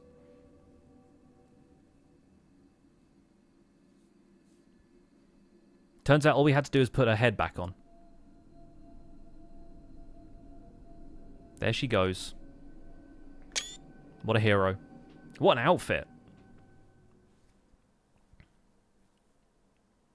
I can't wait to see this on the throne as well. That's going to be another good screenshot. Leaves tell a story of how a tarnished became Elden Lord. In our home, across the fog, the lands between. Also really interesting to note that this scene happens and Leyndell is still covered in ash. Upon us and recall of fracture. One absolutely wild look, dude. Look at the sad face and the red eyes. Oh my gosh. And also the outfit clipping through the throne is very good. Oh, heck yeah. Heck yeah. Oh, that was fun. Alright, Elden Ring, once again, we've done it. We are not going to begin Journey 2. We're going to briefly return to the Round Table holds and take a look, as we often do, at the final stats for this character. So, Ansbach's bow. There she is, with the namesake Longbow. Our first attempt at speedrunning to the DLC went very well. We're going to be using that method on future attempts, I'm sure. We started as a young samurai with a golden seed and ended as a bow-wielding reaper of souls. And the new Elden Lord. Alright. Not too shabby. Not too shabby, if I do say so. Had to switch to the rot arrows at the last second there, but the fire arrows and then the lightning arrows, genuinely like the MVP, I think. Oh, right. And we did that all with Godric's Great Rune still active, like most people who play this. So, that's where we'll leave this run. At 12 hours, 40 minutes. That's not a bad time to complete. Not a bad time to complete, especially considering we got the DLC in there. So, friends, we are now moving on to a much anticipated run because I think a lot of people end up using and liking this weapon. This is the run dedicated to the base game weapon, the Antspur Rapier. And so I'm going to pull up my notes for how I wanted to start this one. We can actually delete my notes about Ansbach's longbow, which feels like a sad thing, but there you go. We're going to be starting Prisoner for this one, because the Prisoner has a thrusting sword already, the Estoc. And I have an appearance favorite already saved, so we're going to be this guy. This guy. I had a reference picture up for this. We're going to see... What are we going to start with? I guess probably a Golden Seed makes the most sense. Yeah, sure. We'll go Golden Seed. This guy is going to be young. And his name is Dexspur Rapier. This is a this is an Ant and Dec joke for anybody who's from the UK and knows who Ant and Dec are. All right, let's do this. Let's go.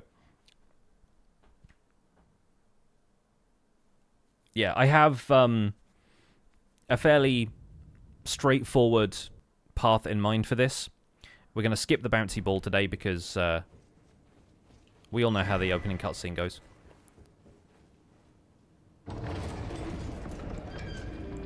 We start with no gloves, which I think is interesting for the Prisoner. Anyway, yeah, this is Dec. I cannot make the sliders in Elden Ring look like a real celebrity, so here we are.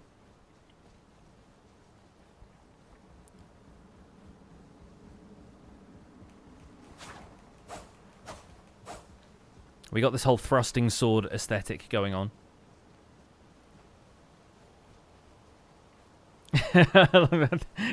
Ginger's reaction was just, oh no. Yeah, Deck is not interested in fighting the Grafted Scion today. This isn't going to be a DLC run, though, so we're not going to do the Bloodhound's Fang route. We're not going to do all of that stuff.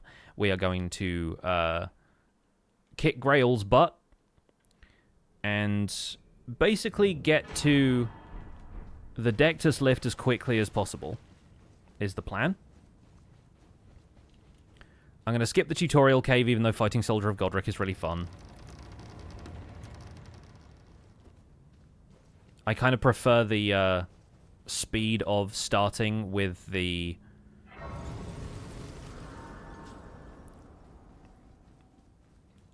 Actually, I might put this away and just focus on the Rift Shield. Yeah, I prefer the speed of starting with the golden rune you get from outside the Church of LA at this point. It just gets us into the run a bit faster. The only reason to really do Soldier of Godric would be if we were doing like an all bosses run or something.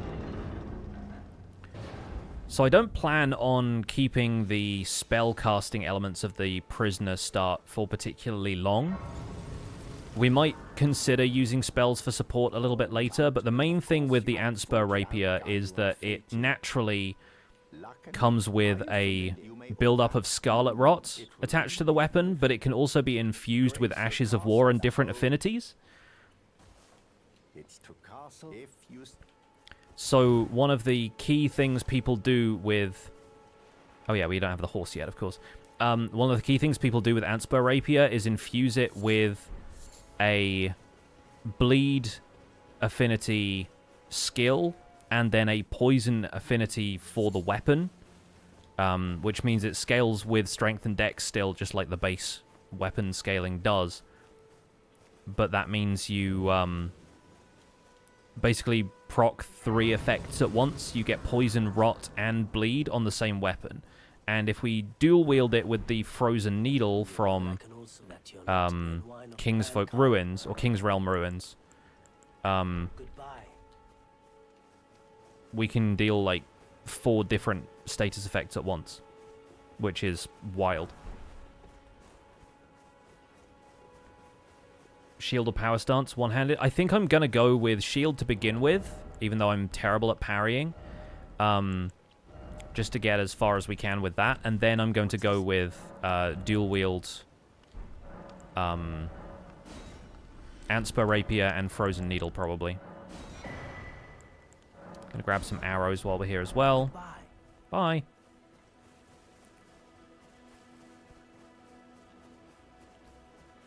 We'll do our usual thing.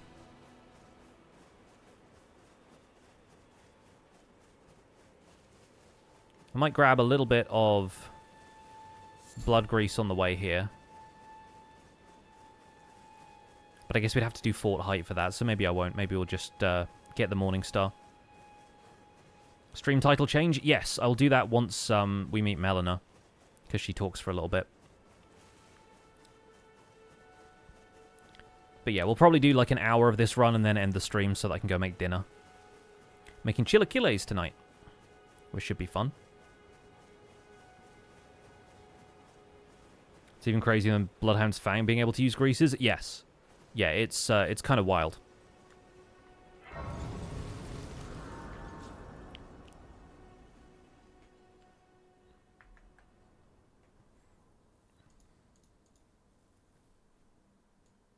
Can't believe this is our 7th run.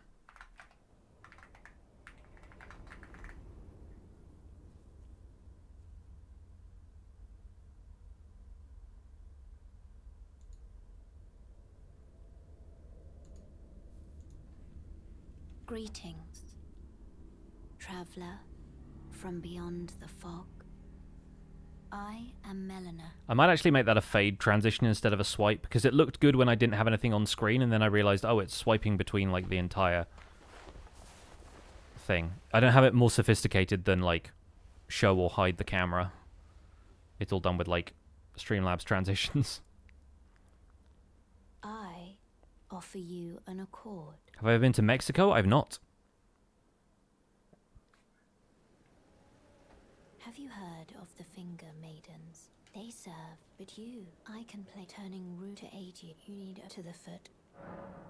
Then it's settled. Summon me. Ah, I bequeath.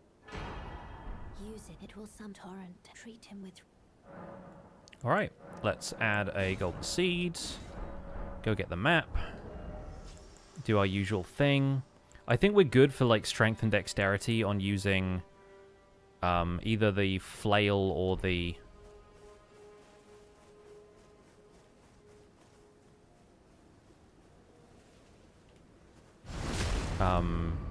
Morning Star. I think we should be good. I think I'm probably going to go Morning Star.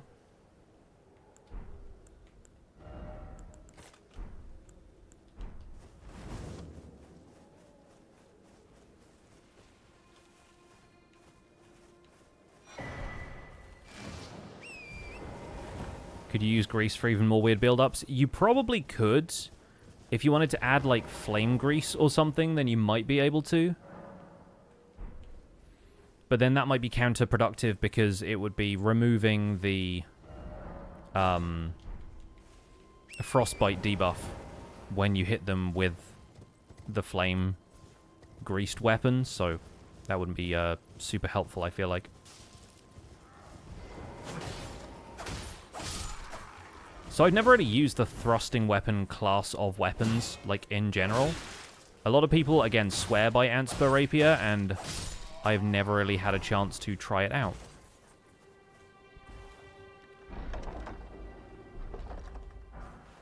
So can I use this? No. What do I need? 18 dex. Wow, okay. I didn't realize it was that much. Okay, in that case, now that we've got this, we'll go see Rani. We'll get the spirit calling bell and everything. One of your friends went for her Christmas holiday last year and said chilaquiles were her favorite thing. Oh, yeah. Oh, yeah. I'd heard hand upon the talk thou art was to call forth. I was in torrents. Ah. 'Tis a bell of summon them, the spirits, now it is thy. Forgive, I doubt we shall. How long will it be for the time? Alright. So now we've met Rani. It's really weird not starting with the tutorial, because I feel like the tutorial grace is always there on the screen when I've done the tutorial cave.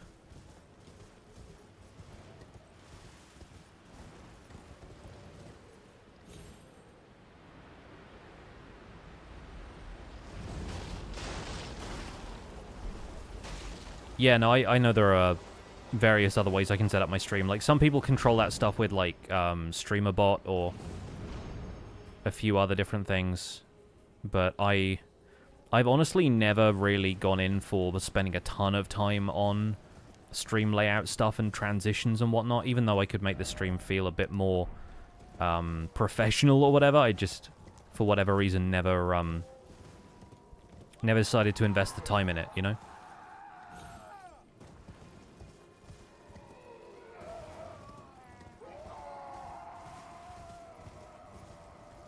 So we'll do our usual thing of riding down here, going to Weeping Peninsula, getting the Morning Star.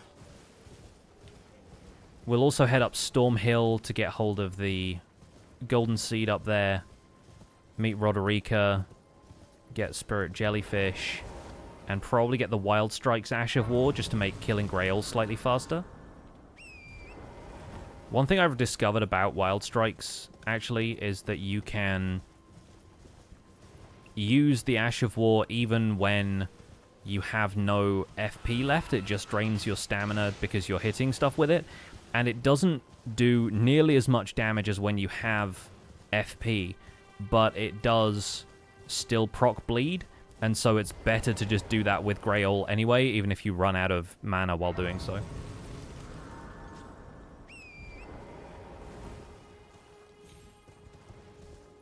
Part of the charm. Nice simple layout. Yeah, I don't know. I feel like sometimes like less is more, and it stops me wasting time, not wasting time necessarily, but like it stops me spending too much time stressing out over the details of that when I could just be getting on and streaming, and then also like it would take more time away from YouTube production stuff.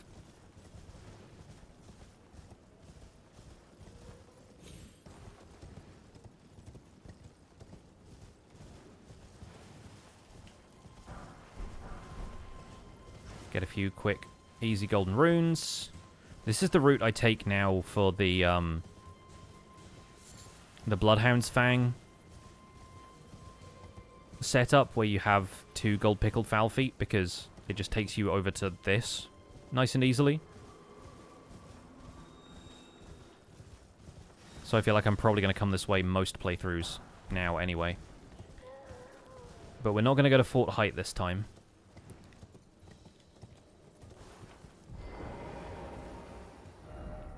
I'm going to walk back here, just head south, go and get the Morning Star from the road to Castle Morn.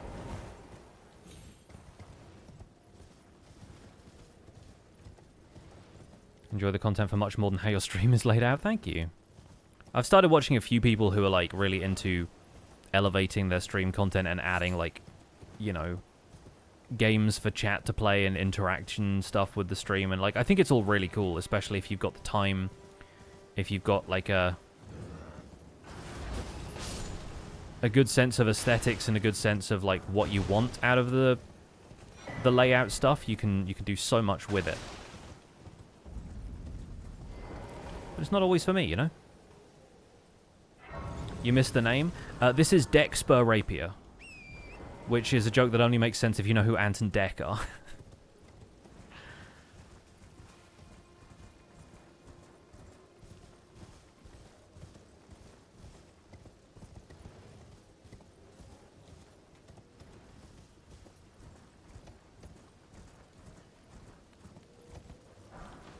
So we got that now. We'll grab the Smithing Stone 2 here as well. Boy, it feels weird to not use a bow again. That's the thing with all of the bow runs, is I get so used to using the bow that I'm like, wait a minute, how do we play this game? What is a melee weapon?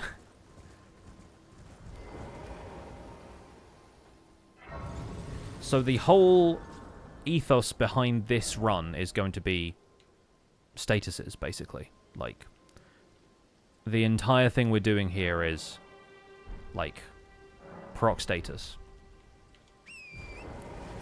If we're not proccing status, we're doing it wrong. Once we have the weapon, of course. Like, I don't think I'm going to be able to do much with the S-Dog to start with, but this is going to be another one of the runs where we stick with the starter gear until we have the Antspur Rapier, so I'm going to be leveling up the S-Dog. And not doing a whole lot with casting, because we have the glintstone staff, which is probably... It probably means that when we get to the Gs, if we ever get to the Gs, we're going to be starting Prisoner for that playthrough. Ow.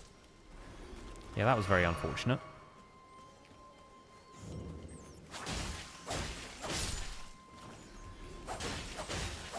The thing about thrusting swords as well is they're a very 1v1 weapon. So I don't really know what I'm supposed to do when I get cornered like this. Except create space. And maybe guard. Guarding is probably a good idea, right? People guard in this game?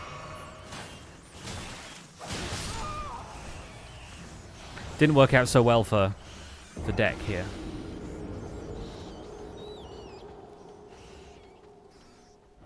Luckily we have a Stake of Marika right there, so... Yes, this is Saturday Night Takeaway. On Tuesday. Because of course. We're going to do this the slightly faster way now. Because all I'm here for is the Sacred Tier, obviously.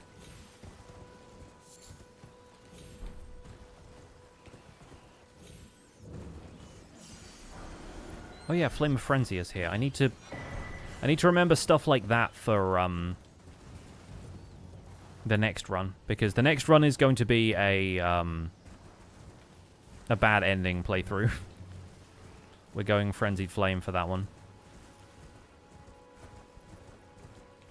Oh, let's hop through the gap in the wall here. I only discovered this recently. And I feel like it's a fun way to get down here, A, without attracting the attention of the Knights Cavalry, and B, you get more or less directly to the Golden Seed that's, like, just here.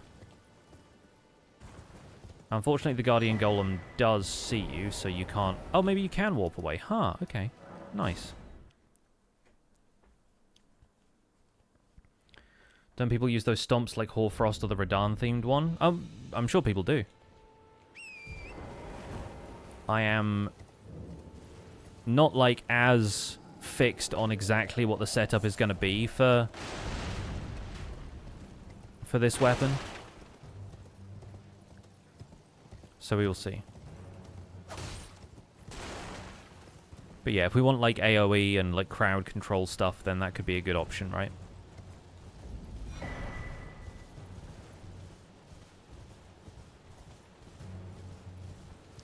But I assume the Rapier is going to be a primarily Dex and Arcane-based weapon. I forget exactly what the stats for it are, but we're definitely going to benefit from Dex scaling, I think.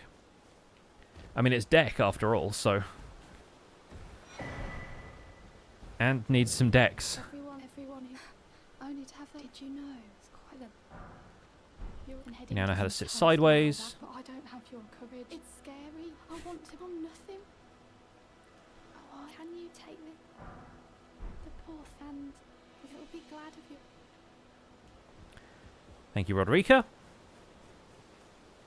Now, I do wonder...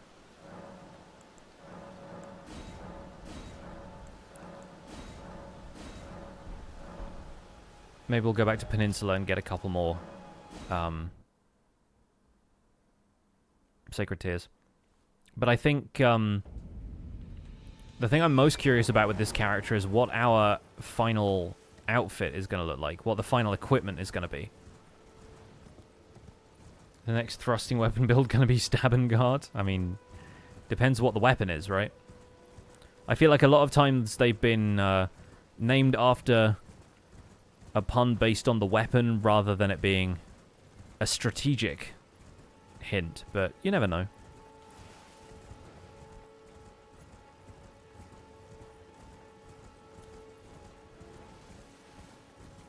Hack and slash, yeah. Oh no, some demi-humans. Who could have seen it coming? I slash you. So the Spear Talisman is definitely going to be on the table for this one. Like, these are thrusting weapons. These are what the Spear Talisman is intended for. I mean, aside from spears, but these are closer range thrusting weapons, at least.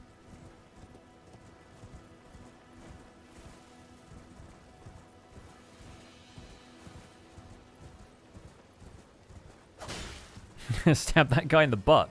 You see that? It's like a downward thrust in a very comedic way for me.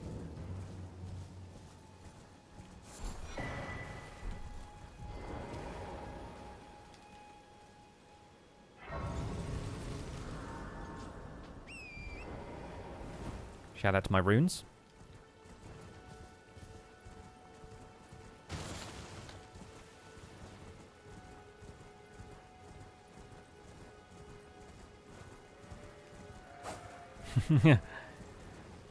I wanted to stab a sheep there, but I hesitated a little bit too long.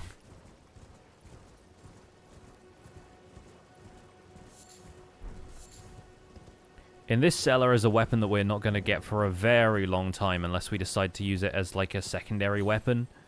Because I'm pretty sure it's called the Wing Scythe. That's in the W's, friends. Oh, there is a Guardian Rock thing that's going to give us more runes if we kill it. Weird to see a single glowing eye.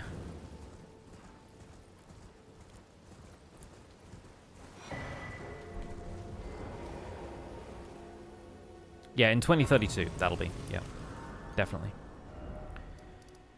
So that's the Sacred Tears on Peninsula rounded up. I guess next we go Stormhill, we go across Saints Bridge, or we go to Church of Marika. I don't know if I want to do the Tibia Mariner fight on this one. Like, I'm not sure what Deck's whole thing is.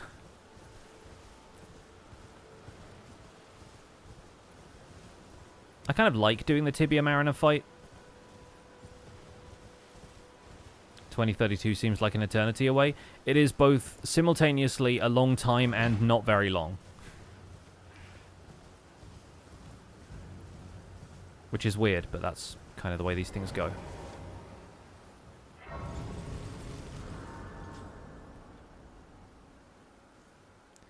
One of the other reasons I'm coming up here, we can add some more sacred tears to our flasks in a second, but I want to get hold of some more smithing stones from the statue up here, because this is an easy way to get wands without having to do all of Limgrave tunnels. Stab him in the Achilles. Rah! This way, my friends.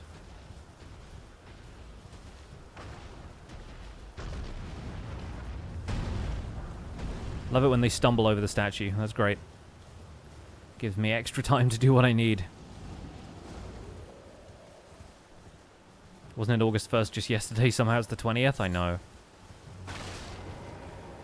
My anniversary is coming up in, like, a few weeks.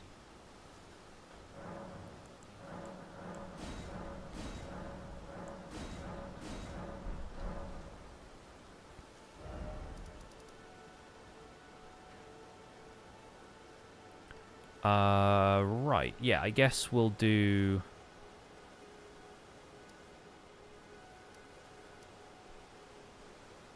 We'll do Tibia Mariner, why not? Let's cross Saints Bridge and do it that way. That's sort of the way I've done it previously, and the DLC route is quite quick, so I'm, like, tempted by that, but... Let's go see Alexander.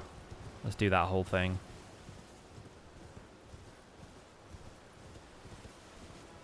Gonna ride up through this. Happy anniversary. Thanks. I mean, it's, yeah, still a few weeks away. But, yeah, it'll be, 13 years, I guess. Hello? Can you hear me? Help me. Oh, my at least. My just give and I'll pop. Don't dally. Give it your all, I say.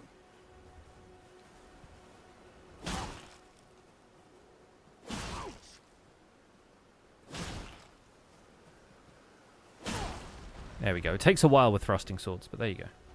Oh, that mighty. Well, I. Once I and beyond and upon this, I doesn't. What a guy. What a great guy. Oh, that's what we didn't get. Once we've got this Sight of Grace, I will double back. Because we didn't get the Wet Blade or Wild Strikes. Meant to be planning my wedding, but remain eternally busy. That's just the way of it. Always how it works.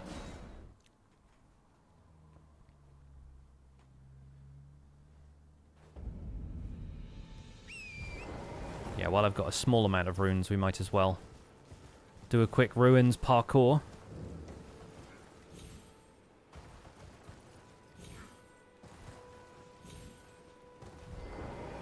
Crushed it. Might have gotten away with that without anyone seeing me as well. I mean, I think people saw me, but they didn't, like, follow. Yeah, nailed it. Alright. Oh, and I forgot about Wild Strikes again. That we can get very easily from Stormhill Shack. Does ChatGPT do wedding planning? Yes, probably badly. Probably tells you it's going to call a bunch of people and then doesn't.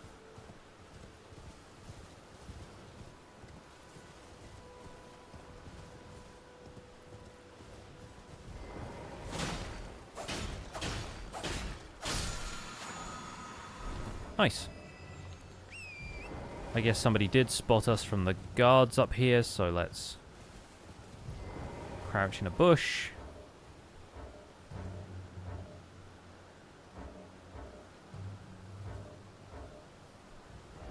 Literally, where are you? I think you trust ChatGPT with his messing things up? Yeah. Pretty much.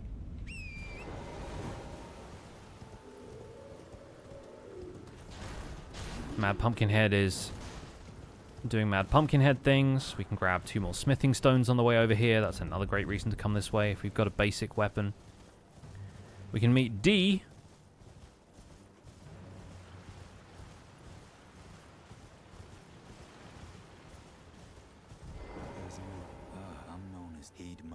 much here and worse yet. If you vow.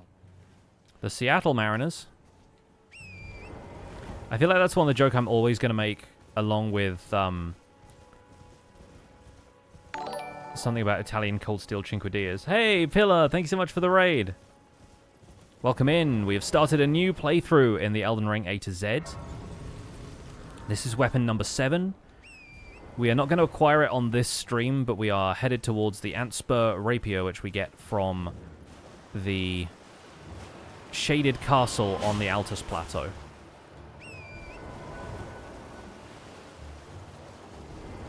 So we're going to be headed that way at some stage, but for now, we got some skeletons to poke.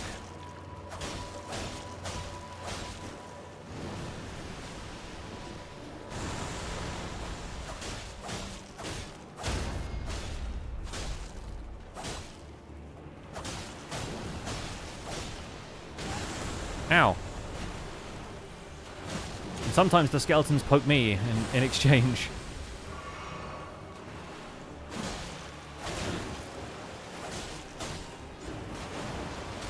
Ow.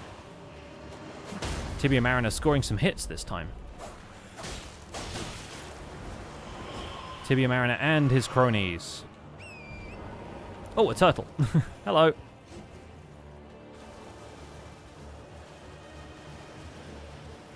Alright, he's calling more ads. Calling all cars, calling all cars.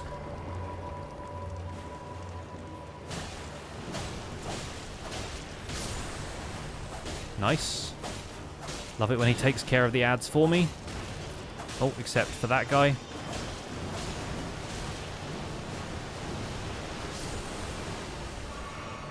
Alright, let's quickly dispatch some of these. So we don't get a ton of stuff coming after me.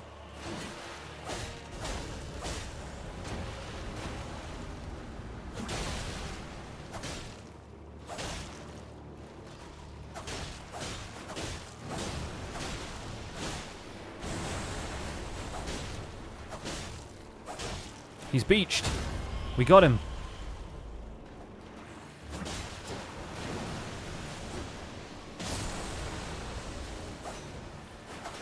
Oh, I'm behind a gravestone.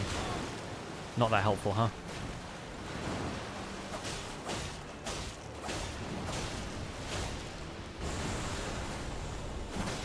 One of the reasons I love this as a starter boss is that he's very good at, like, helping you out with the fight. And he just lets you sit there and wail on him for a bit, if that's your strat.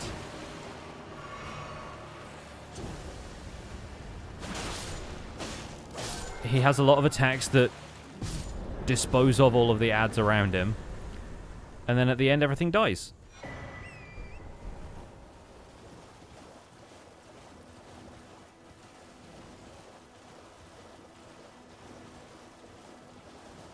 And then D asks if we want to learn the strength of beasts. How would you like? If you're inclined, then I'll introduce. I have a matter in the beast. Or earn the strength of beasts, is what he says. Very well. I've marked the look. It will lead you. Deck is covered in blood.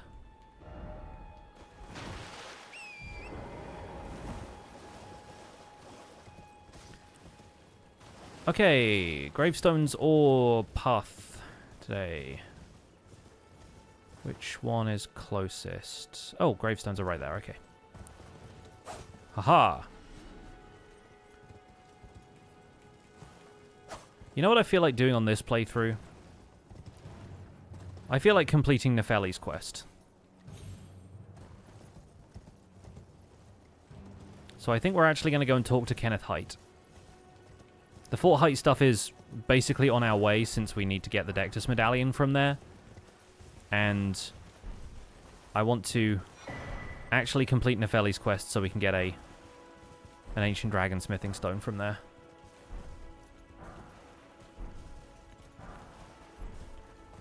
We can use the Maiden at Church of Anticipation as the Maiden for Vare's quest like we used to. And we get to summon Nefeli for the Hoarah fight, which will be fun. Well, that's no. Despite a might have young tarnished. I want you to a knight come. What are you? My fort. Oh, I threaten us. Celebrate. Yeah. I had to pray. Honestly, God. First, then he... and to think. Yeah. What my fault? Alright, bud. We'll do that a bit later, though. Because of Roger being a rapier-wielding guy? No, I mean, we're not going to worry too much about Roger. I think his rapier is a int scaling weapon. And I think Antspur Rapier works with arcane. I could be wrong, but it's about status, so like it's usually arcane. Having arcane will be good anyway because it builds up status faster the higher your arcane stat is, so that will be worth having. Also really good holy resistance for like the last boss rush, so I'm fully in favor of that.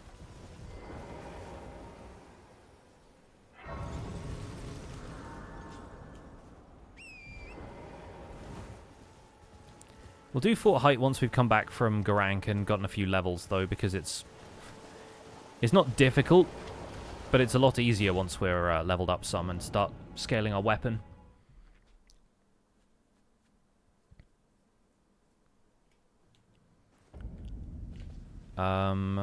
Let's open this, even though I don't plan on going to see Garank.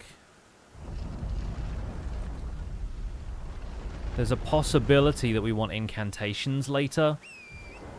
And so the Beast Claw Seal could be a fun one to have for, like, strength scaling instead of faith scaling.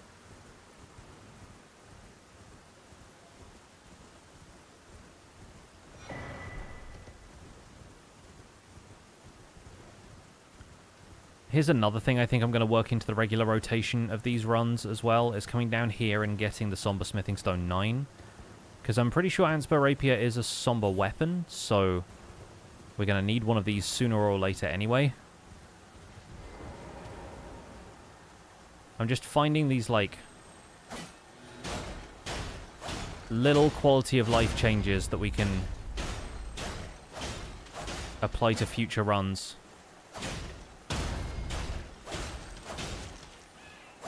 Uh-oh.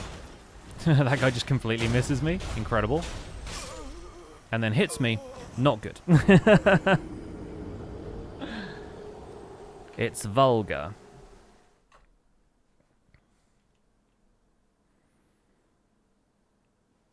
If it can get Ash of War, then it doesn't use Somber, though, right? Is that the case? I can't honestly remember.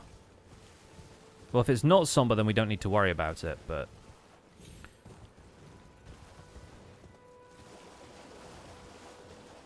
I think there are a couple of Somber weapons that can have their stuff changed, so I forget exactly how it works.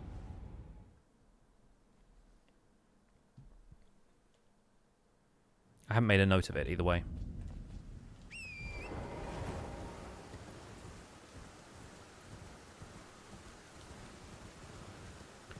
Yeah, I think the problem there was either I ran past one of the Vulgar Militia guys and he spotted me and followed, or I just didn't get the Scarab caught on the right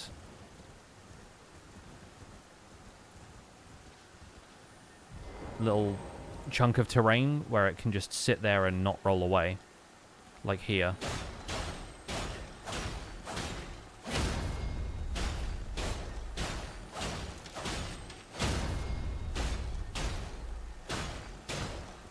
And so it probably followed me from over there somewhere.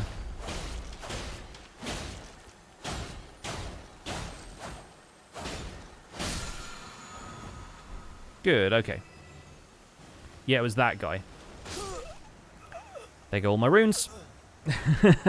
Didn't need the ones from Tibia Marinette anyway. We're about to get a lot more. But that's another good reminder to get the Farum Greatbridge Site of Grace before we do all of this.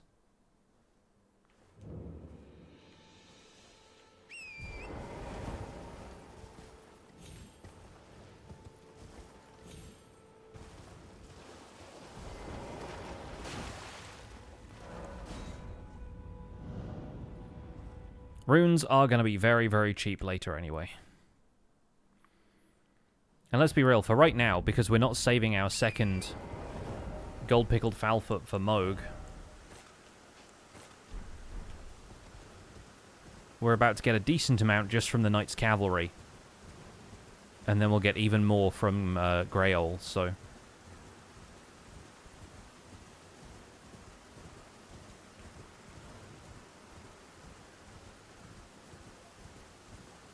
Off we go to Farum Great Bridge.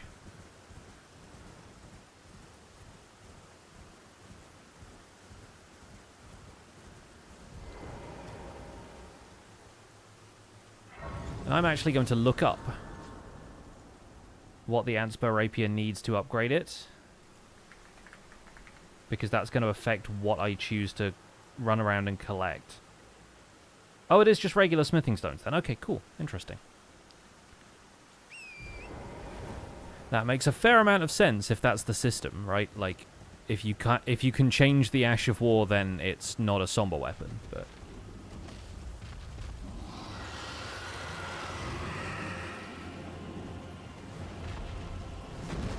Good system to remember. But that does mean we'll need twice as many smithing stones, at least in the early stages, so I should be aware of that.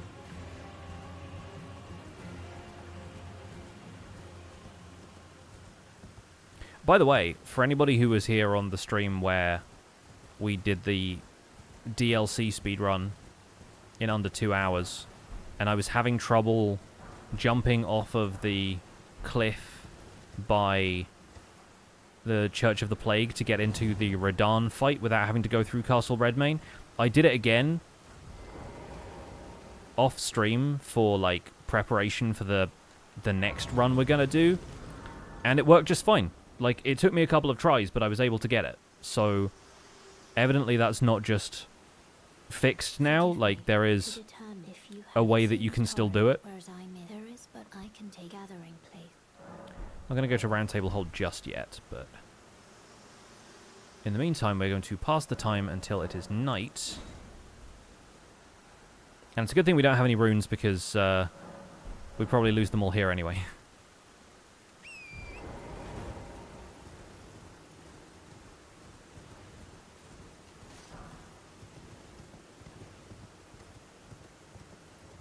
Haha! The way he strikes the ground with his halberd, like, dang it, this kid again. Come on up here, bud. That's right. Round you go. Round and round and round you go. Where you stop, nobody know. Up you get, my lad. Up you get. Okay, now the question is... Once he gets... Oh, no, he got out. He got out. He got out. So it's hit and miss whether he jumps over the tree branch like you want him to, or whether he goes underneath and then you have to kind of bait him out of that spot. And sometimes he gets like fully stuck and won't leave. And sometimes he'll like, if you run across the bridge, he'll just fall. Which is great. Oh my goodness, Ken! Welcome in! Hello, friends. Thank you so much for the raids. Welcome, welcome. People are probably watching ads right now, because I don't do much controlling of my ad breaks either. Thank you so much. Welcome in, everyone. So many folks coming in from the Ken raid. I'll give you all a minute to get caught up. Oh, I'm poisoned. Of course I'm poisoned. Of course this happens right as the raid runs in. Welcome to Elden Ring. Right now I'm trying to bait this guy on the horse into jumping off this tree branch, which might happen if you give me a second.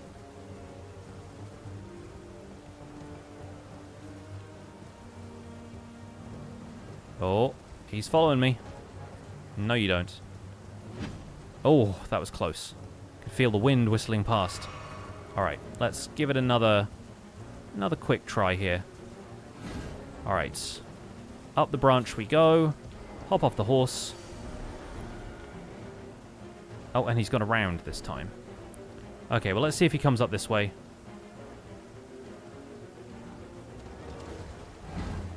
Wow, okay, he's acrobatic today, I think. Yep, there we go.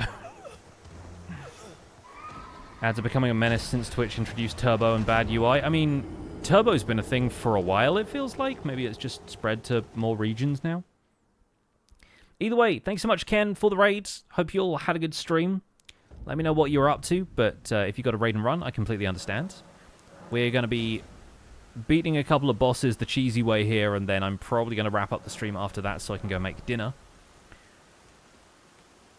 But it's always a delight to see you folks. Hope you're doing well.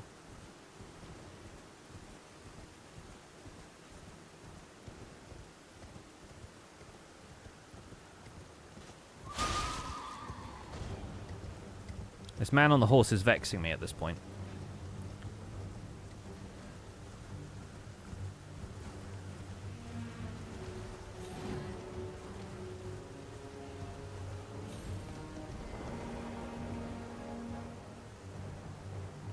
Got to stand up here, and... oh, he's still going around, okay.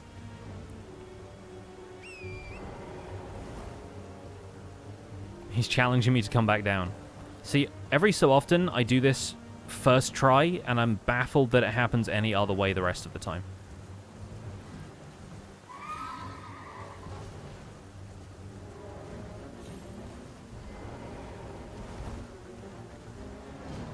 Okay, so now he's stuck under there. He's, like, behind the wall, right? And so sometimes I can just walk further down the bridge, and he'll just naturally drop off this cliff. Like, he starts to do an attack, and then he just goes. But other times, he just stays stuck there, and I'm like, what gives, man?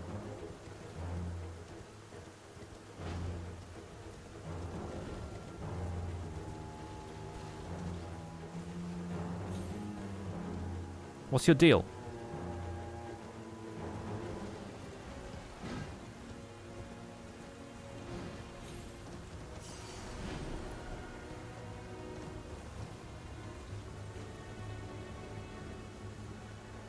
Oh, he's thinking about falling off.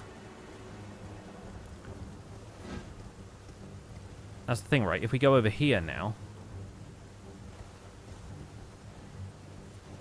he can get out of that gap. See? Really weird the way that ends up happening.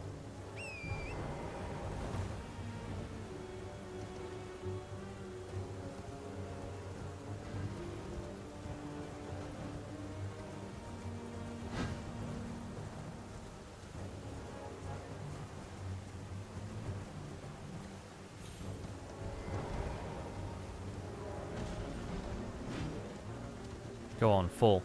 Fall. He's so close. He's right there. Sometimes I do just run further down the bridge and he drops off the scenery, but like, if I can't see him, I can't guarantee it's happening, and sometimes he just reappears over here and hits me.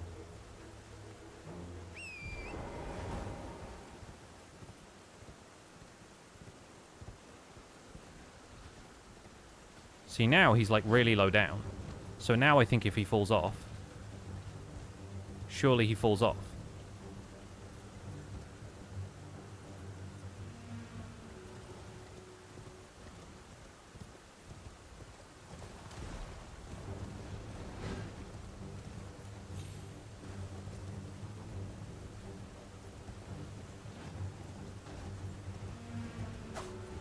There we go.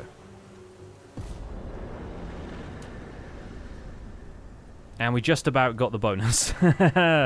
Nice. So that's 42,000 runes if he dies normally.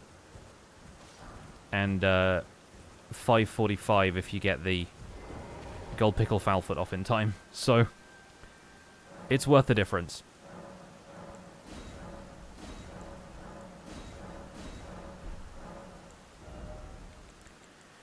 We're going to be leveling up a lot of dexterity.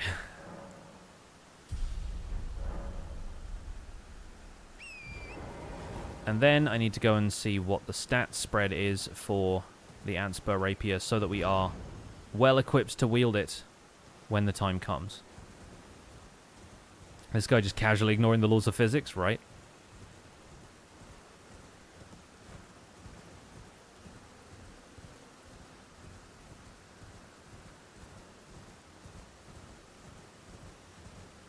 Just gonna get casually struck by lightning, no biggie.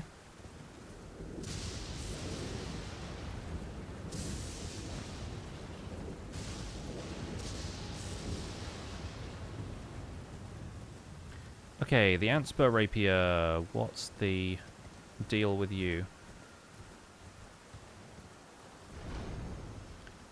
Requires 10 strength and 20 dex, so we are basically there. Oh, I'm in a jar. Alexander, I know how you feel. And I guess it just scales with strength and dex, but then Arcane will be a good stat investment for the effects, so we should probably do that. Yeah, the Antspur Rapier is, you fight the Shaded Castle Castellan, who is basically to the west of the Shaded Castle.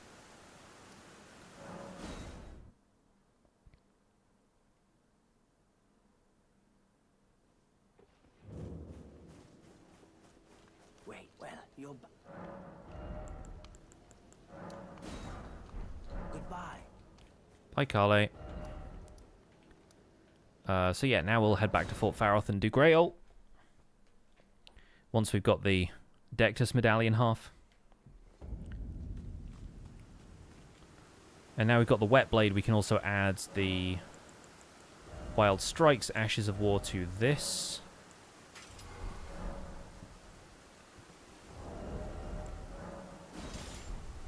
And we've got to use it with both hands, but that's fine, I plan to anyway.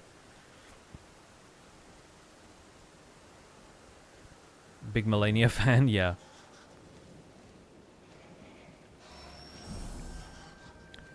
It's Riley, I think, is the NPC's name. Hey, Tinker, welcome in.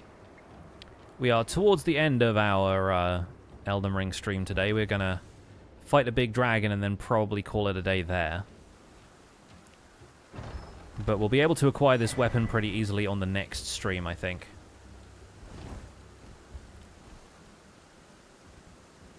Because it really just involves leveling up a weapon a little bit so that we can be confident in a fight against another NPC, and then heading to the Altus Plateau.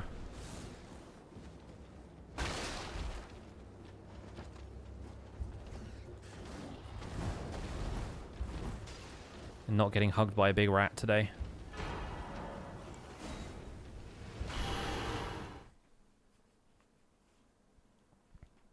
So we'll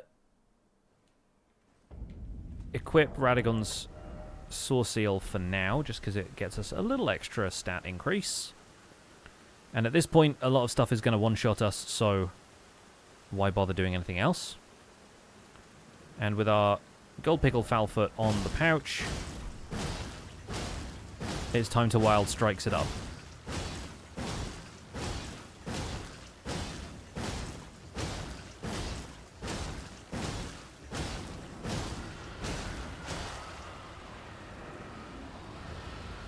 And the only thing that stops you doing Wild Strikes, like I said, is the end of your stamina bar, not the end of your FP bar.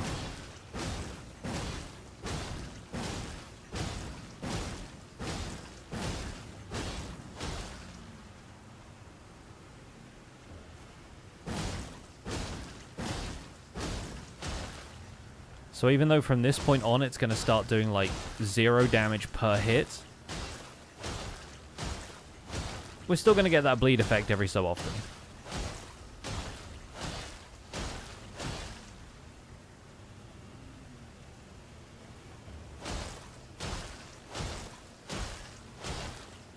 There we go.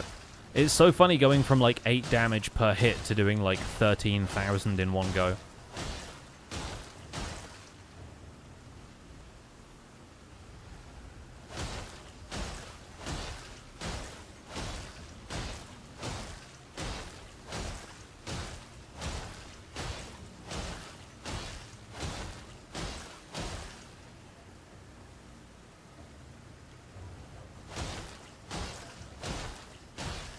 And you could do this basically with any weapon with Wild Strikes, regardless of whether you had the stats required to wield it.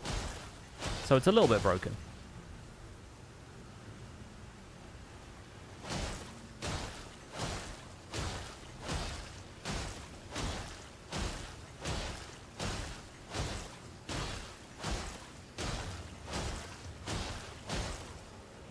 Blood Grease does speed this up, though.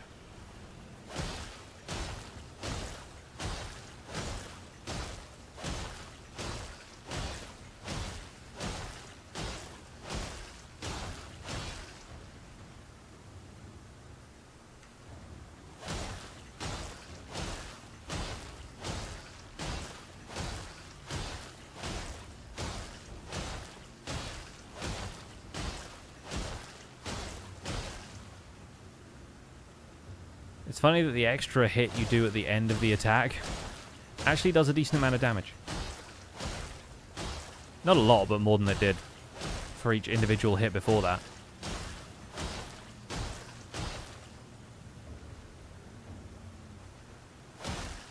It's like doing 8 at a time and then there's 18 for the last one.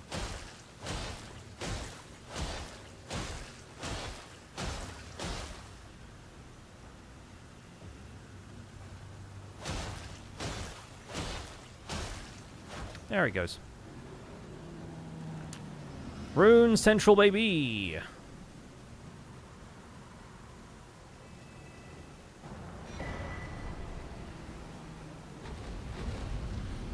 Very nice. So, I'm going to put a few points into Arcane. We'll go up to 16 in Arcane. We'll put a bunch into Dex, and we'll put a bunch into Vigor. In fact, maybe we won't pop so much into Arcane quite yet, because we do still need Vigor. But that is pretty substantial, I think. And now, how many smithing stones have we got? 11, all pretty good. Not too shabby. Yeah, we can head from here down to Church of the Plague via the top of this skull over here.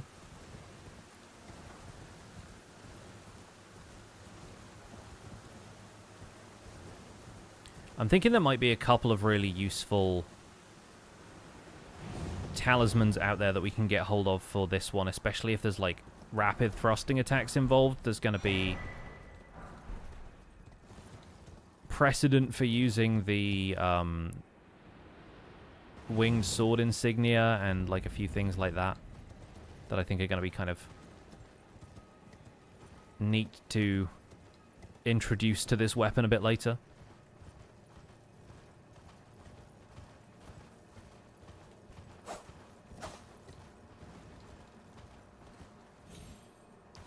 Say hi to Millicent. And then we'll head off to the Round Table Hold.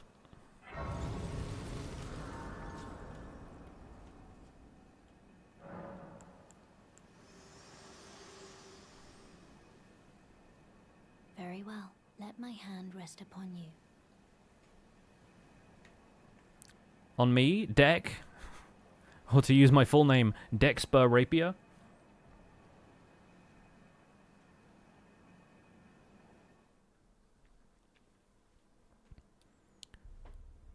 Excellent. Well, here we are. Princes of the Universe.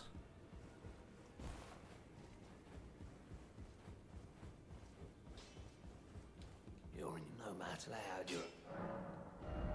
Let's upgrade the S-Stock. Couple of levels. We can also upgrade the shield. That's something I hadn't considered. And now that's really about having the upgrade materials to do it.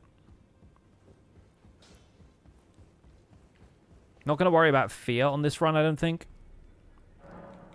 The NPC, not, you know, the emotion.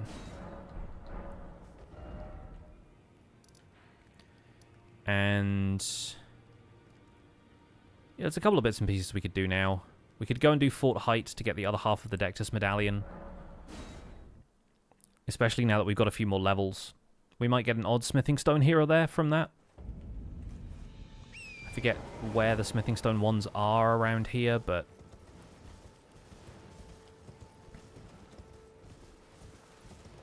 I feel like at least completing one objective before we end the stream. We'll end the stream around 8:30, so 10 minutes or so. Oh yeah, we can go down this side to get to Fort Height as well, I believe. There's like a couple of spots down here that we can drop down the cliffs. Gravestones over here, that'll do. Hop 1, hop 2, hop 3, and we're down.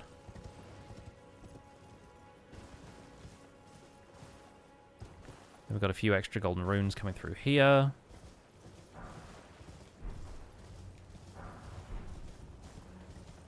That'll do. Ant Shield. I don't know if we'll go Ant Shield.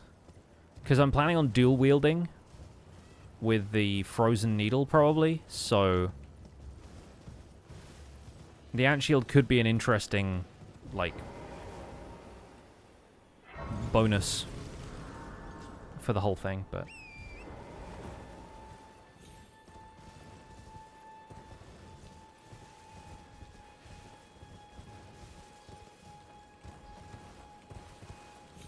Of course, over here we get the extra golden seed, so it's always nice to come this way, and we can test out how improvements to our sword have made it slightly easier to take out guards like this.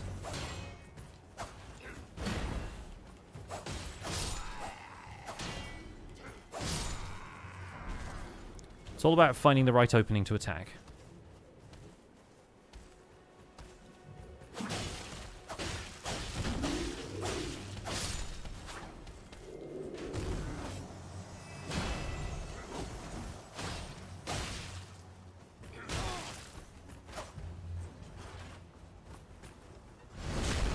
Somehow I was behind him after that. After that ridiculous maneuver. Alright, yeah, I think we should be fine taking on the guard at the top of this now. As long as we don't get exploded on our way up there.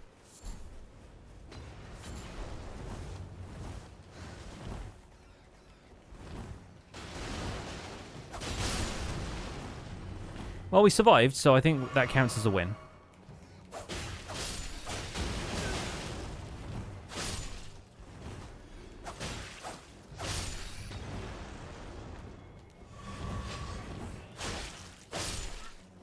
I'll get this cookbook because it teaches me how to make blood grease, and we might need some of that a bit later.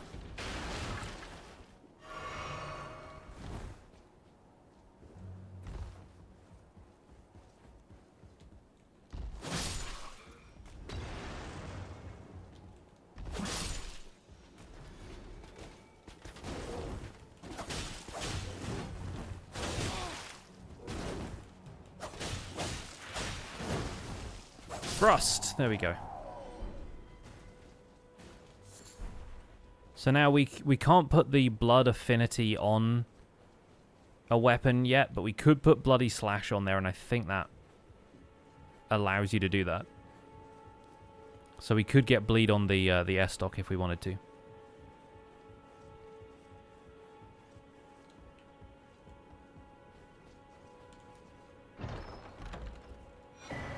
Excellent. So now we can go back and tell Kenneth that his fort has been liberated. And he's going to be sad about that once he gets here for some reason.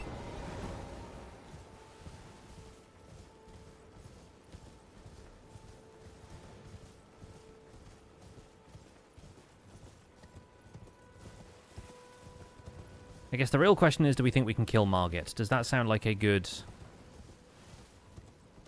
way to wrap this stream up?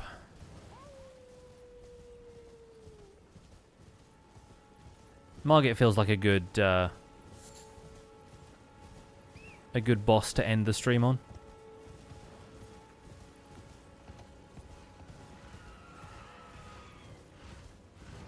It's a fight I know well enough that I might even be able to attempt a parry or two.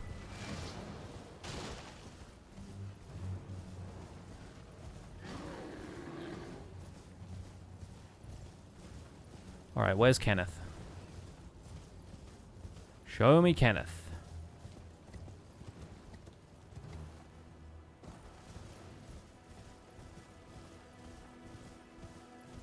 Oh yeah, he's this way.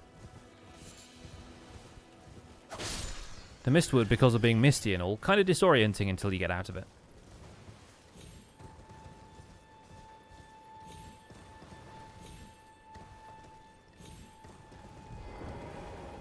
Did you manage? Oh, well done. I knew now.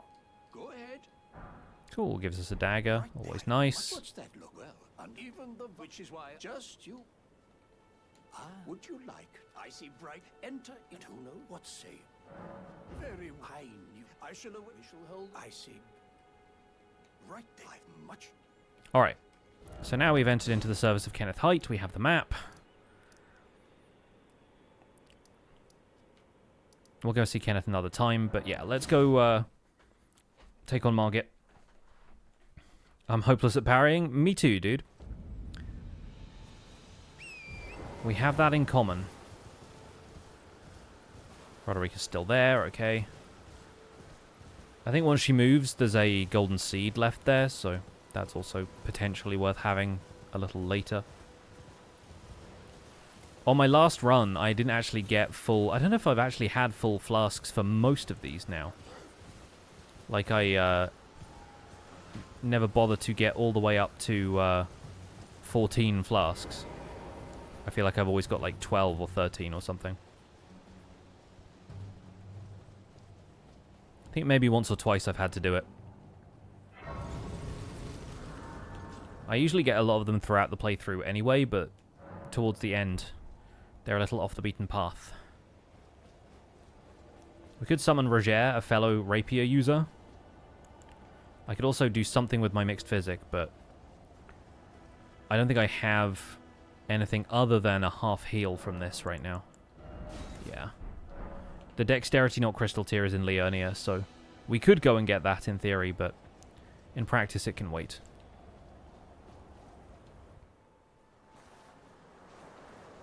Foul tarnished. You can see his smile from behind, which is great. He looks up like... Emboldened by the flame of ambition.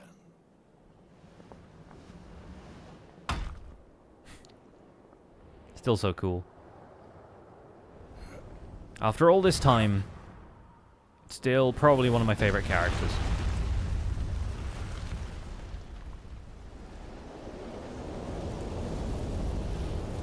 Someone must extinguish thy flame. Let it be Margit the Fell. Let's go, baby!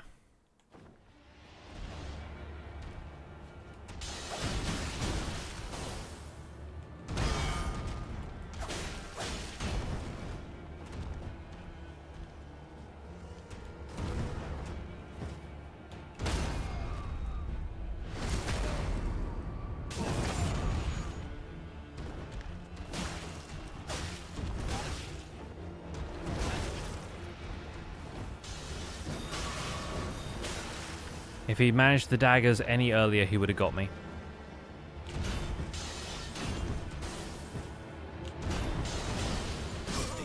Okay, I'm not that good at parrying, I guess. The first one was not bad. The rest of them were awful.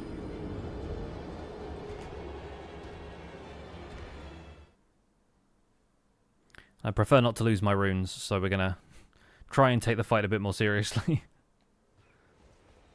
Yeah, you can't parry the holy attacks. That was my first mistake. Oh, let's wait for it to stop jittering before I try and run at him. Okay, that one definitely got me.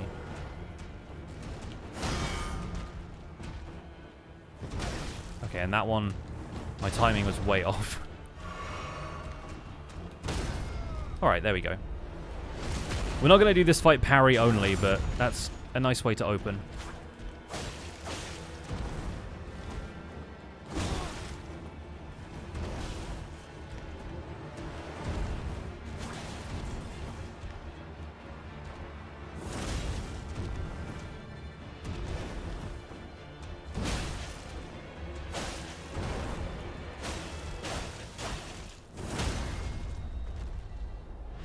Getting a couple of staggers doesn't hurt. Well, thou art of passing skill. Warrior blood must truly run in thy veins. Tarnished.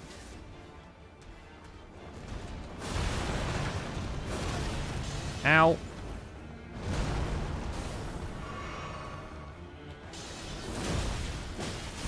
We both kind of went for the same attack there. That was fun.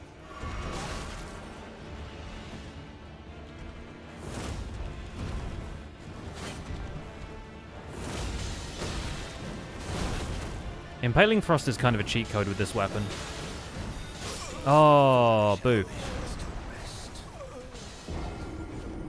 Yeah, we can't parry every attack with this shield specifically.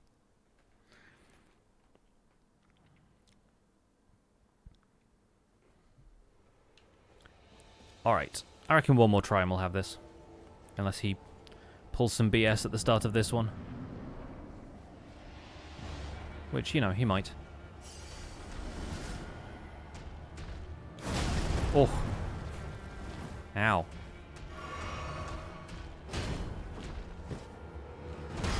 There we go.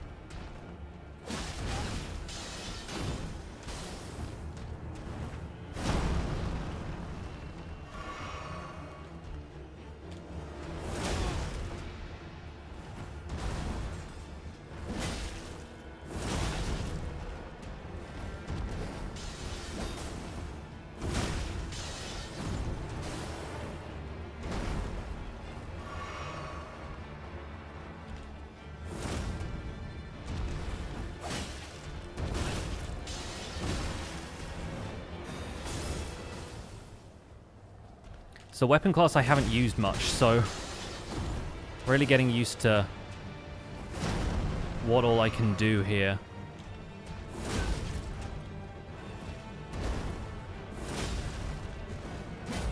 Well, thou art of passing skill. I mean, not really. Warrior blood must truly run in thy veins. Tarnished.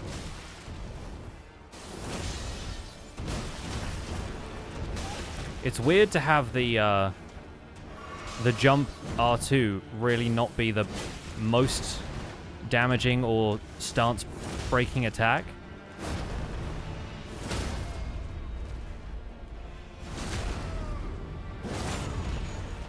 And also not be doing like bleed damage or anything yet.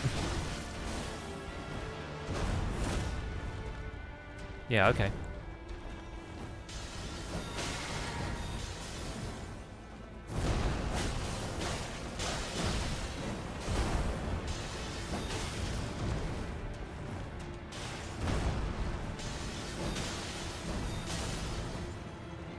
This needs to be a full heal. There we go. Ouch.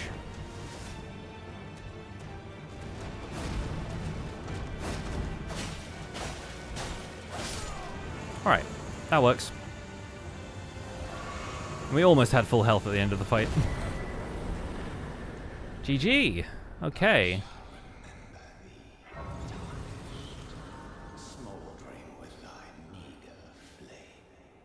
Got some stylish lipstick now. It's the stage makeup. Alright, definitely putting points into Vigor after that fight. We've got a lot of dex. We've got much more dex than we actually need. And the weapon is +2 and not doing a ton of damage, so I reckon we're okay. We're okay. Nice to have an extra talisman slot for later. What can we find that's good clothing for deck? That's what I want to know. Yeah, for now, folks, I think we'll leave it there. It's been a fun one. Thank you so much for hanging out. I'm off to make chilaquiles and have a relaxing evening. Might be back tomorrow. If not, we'll definitely be back on Thursday. So I'll say hi to you then. Yeah, going to be working on survival guide stuff in the meantime. Bits of terraforming to do. A bit more fantasy Minecraft on Thursday as well. So stick around for that. In the meantime, we're going to raid somebody because it's always nice to raid. Especially since we've had a couple of raids from Pillar of Nothing and Kendrasite today. We need to share that love with other folks here on Twitch. Who can we say hi to today? Whose door are we going to knock on, apparently? Oh, great idea. Mythical Sausage is currently streaming from Fantasy Minecraft, so we'll send you guys full circle back to Fantasy SMP by raiding Mythical Sausage. And the Antspur Rapier run will continue soon. In the meantime, friends, have yourselves a great one. I will be back on Wednesday or Thursday, so see you then. Take care. Bye for now.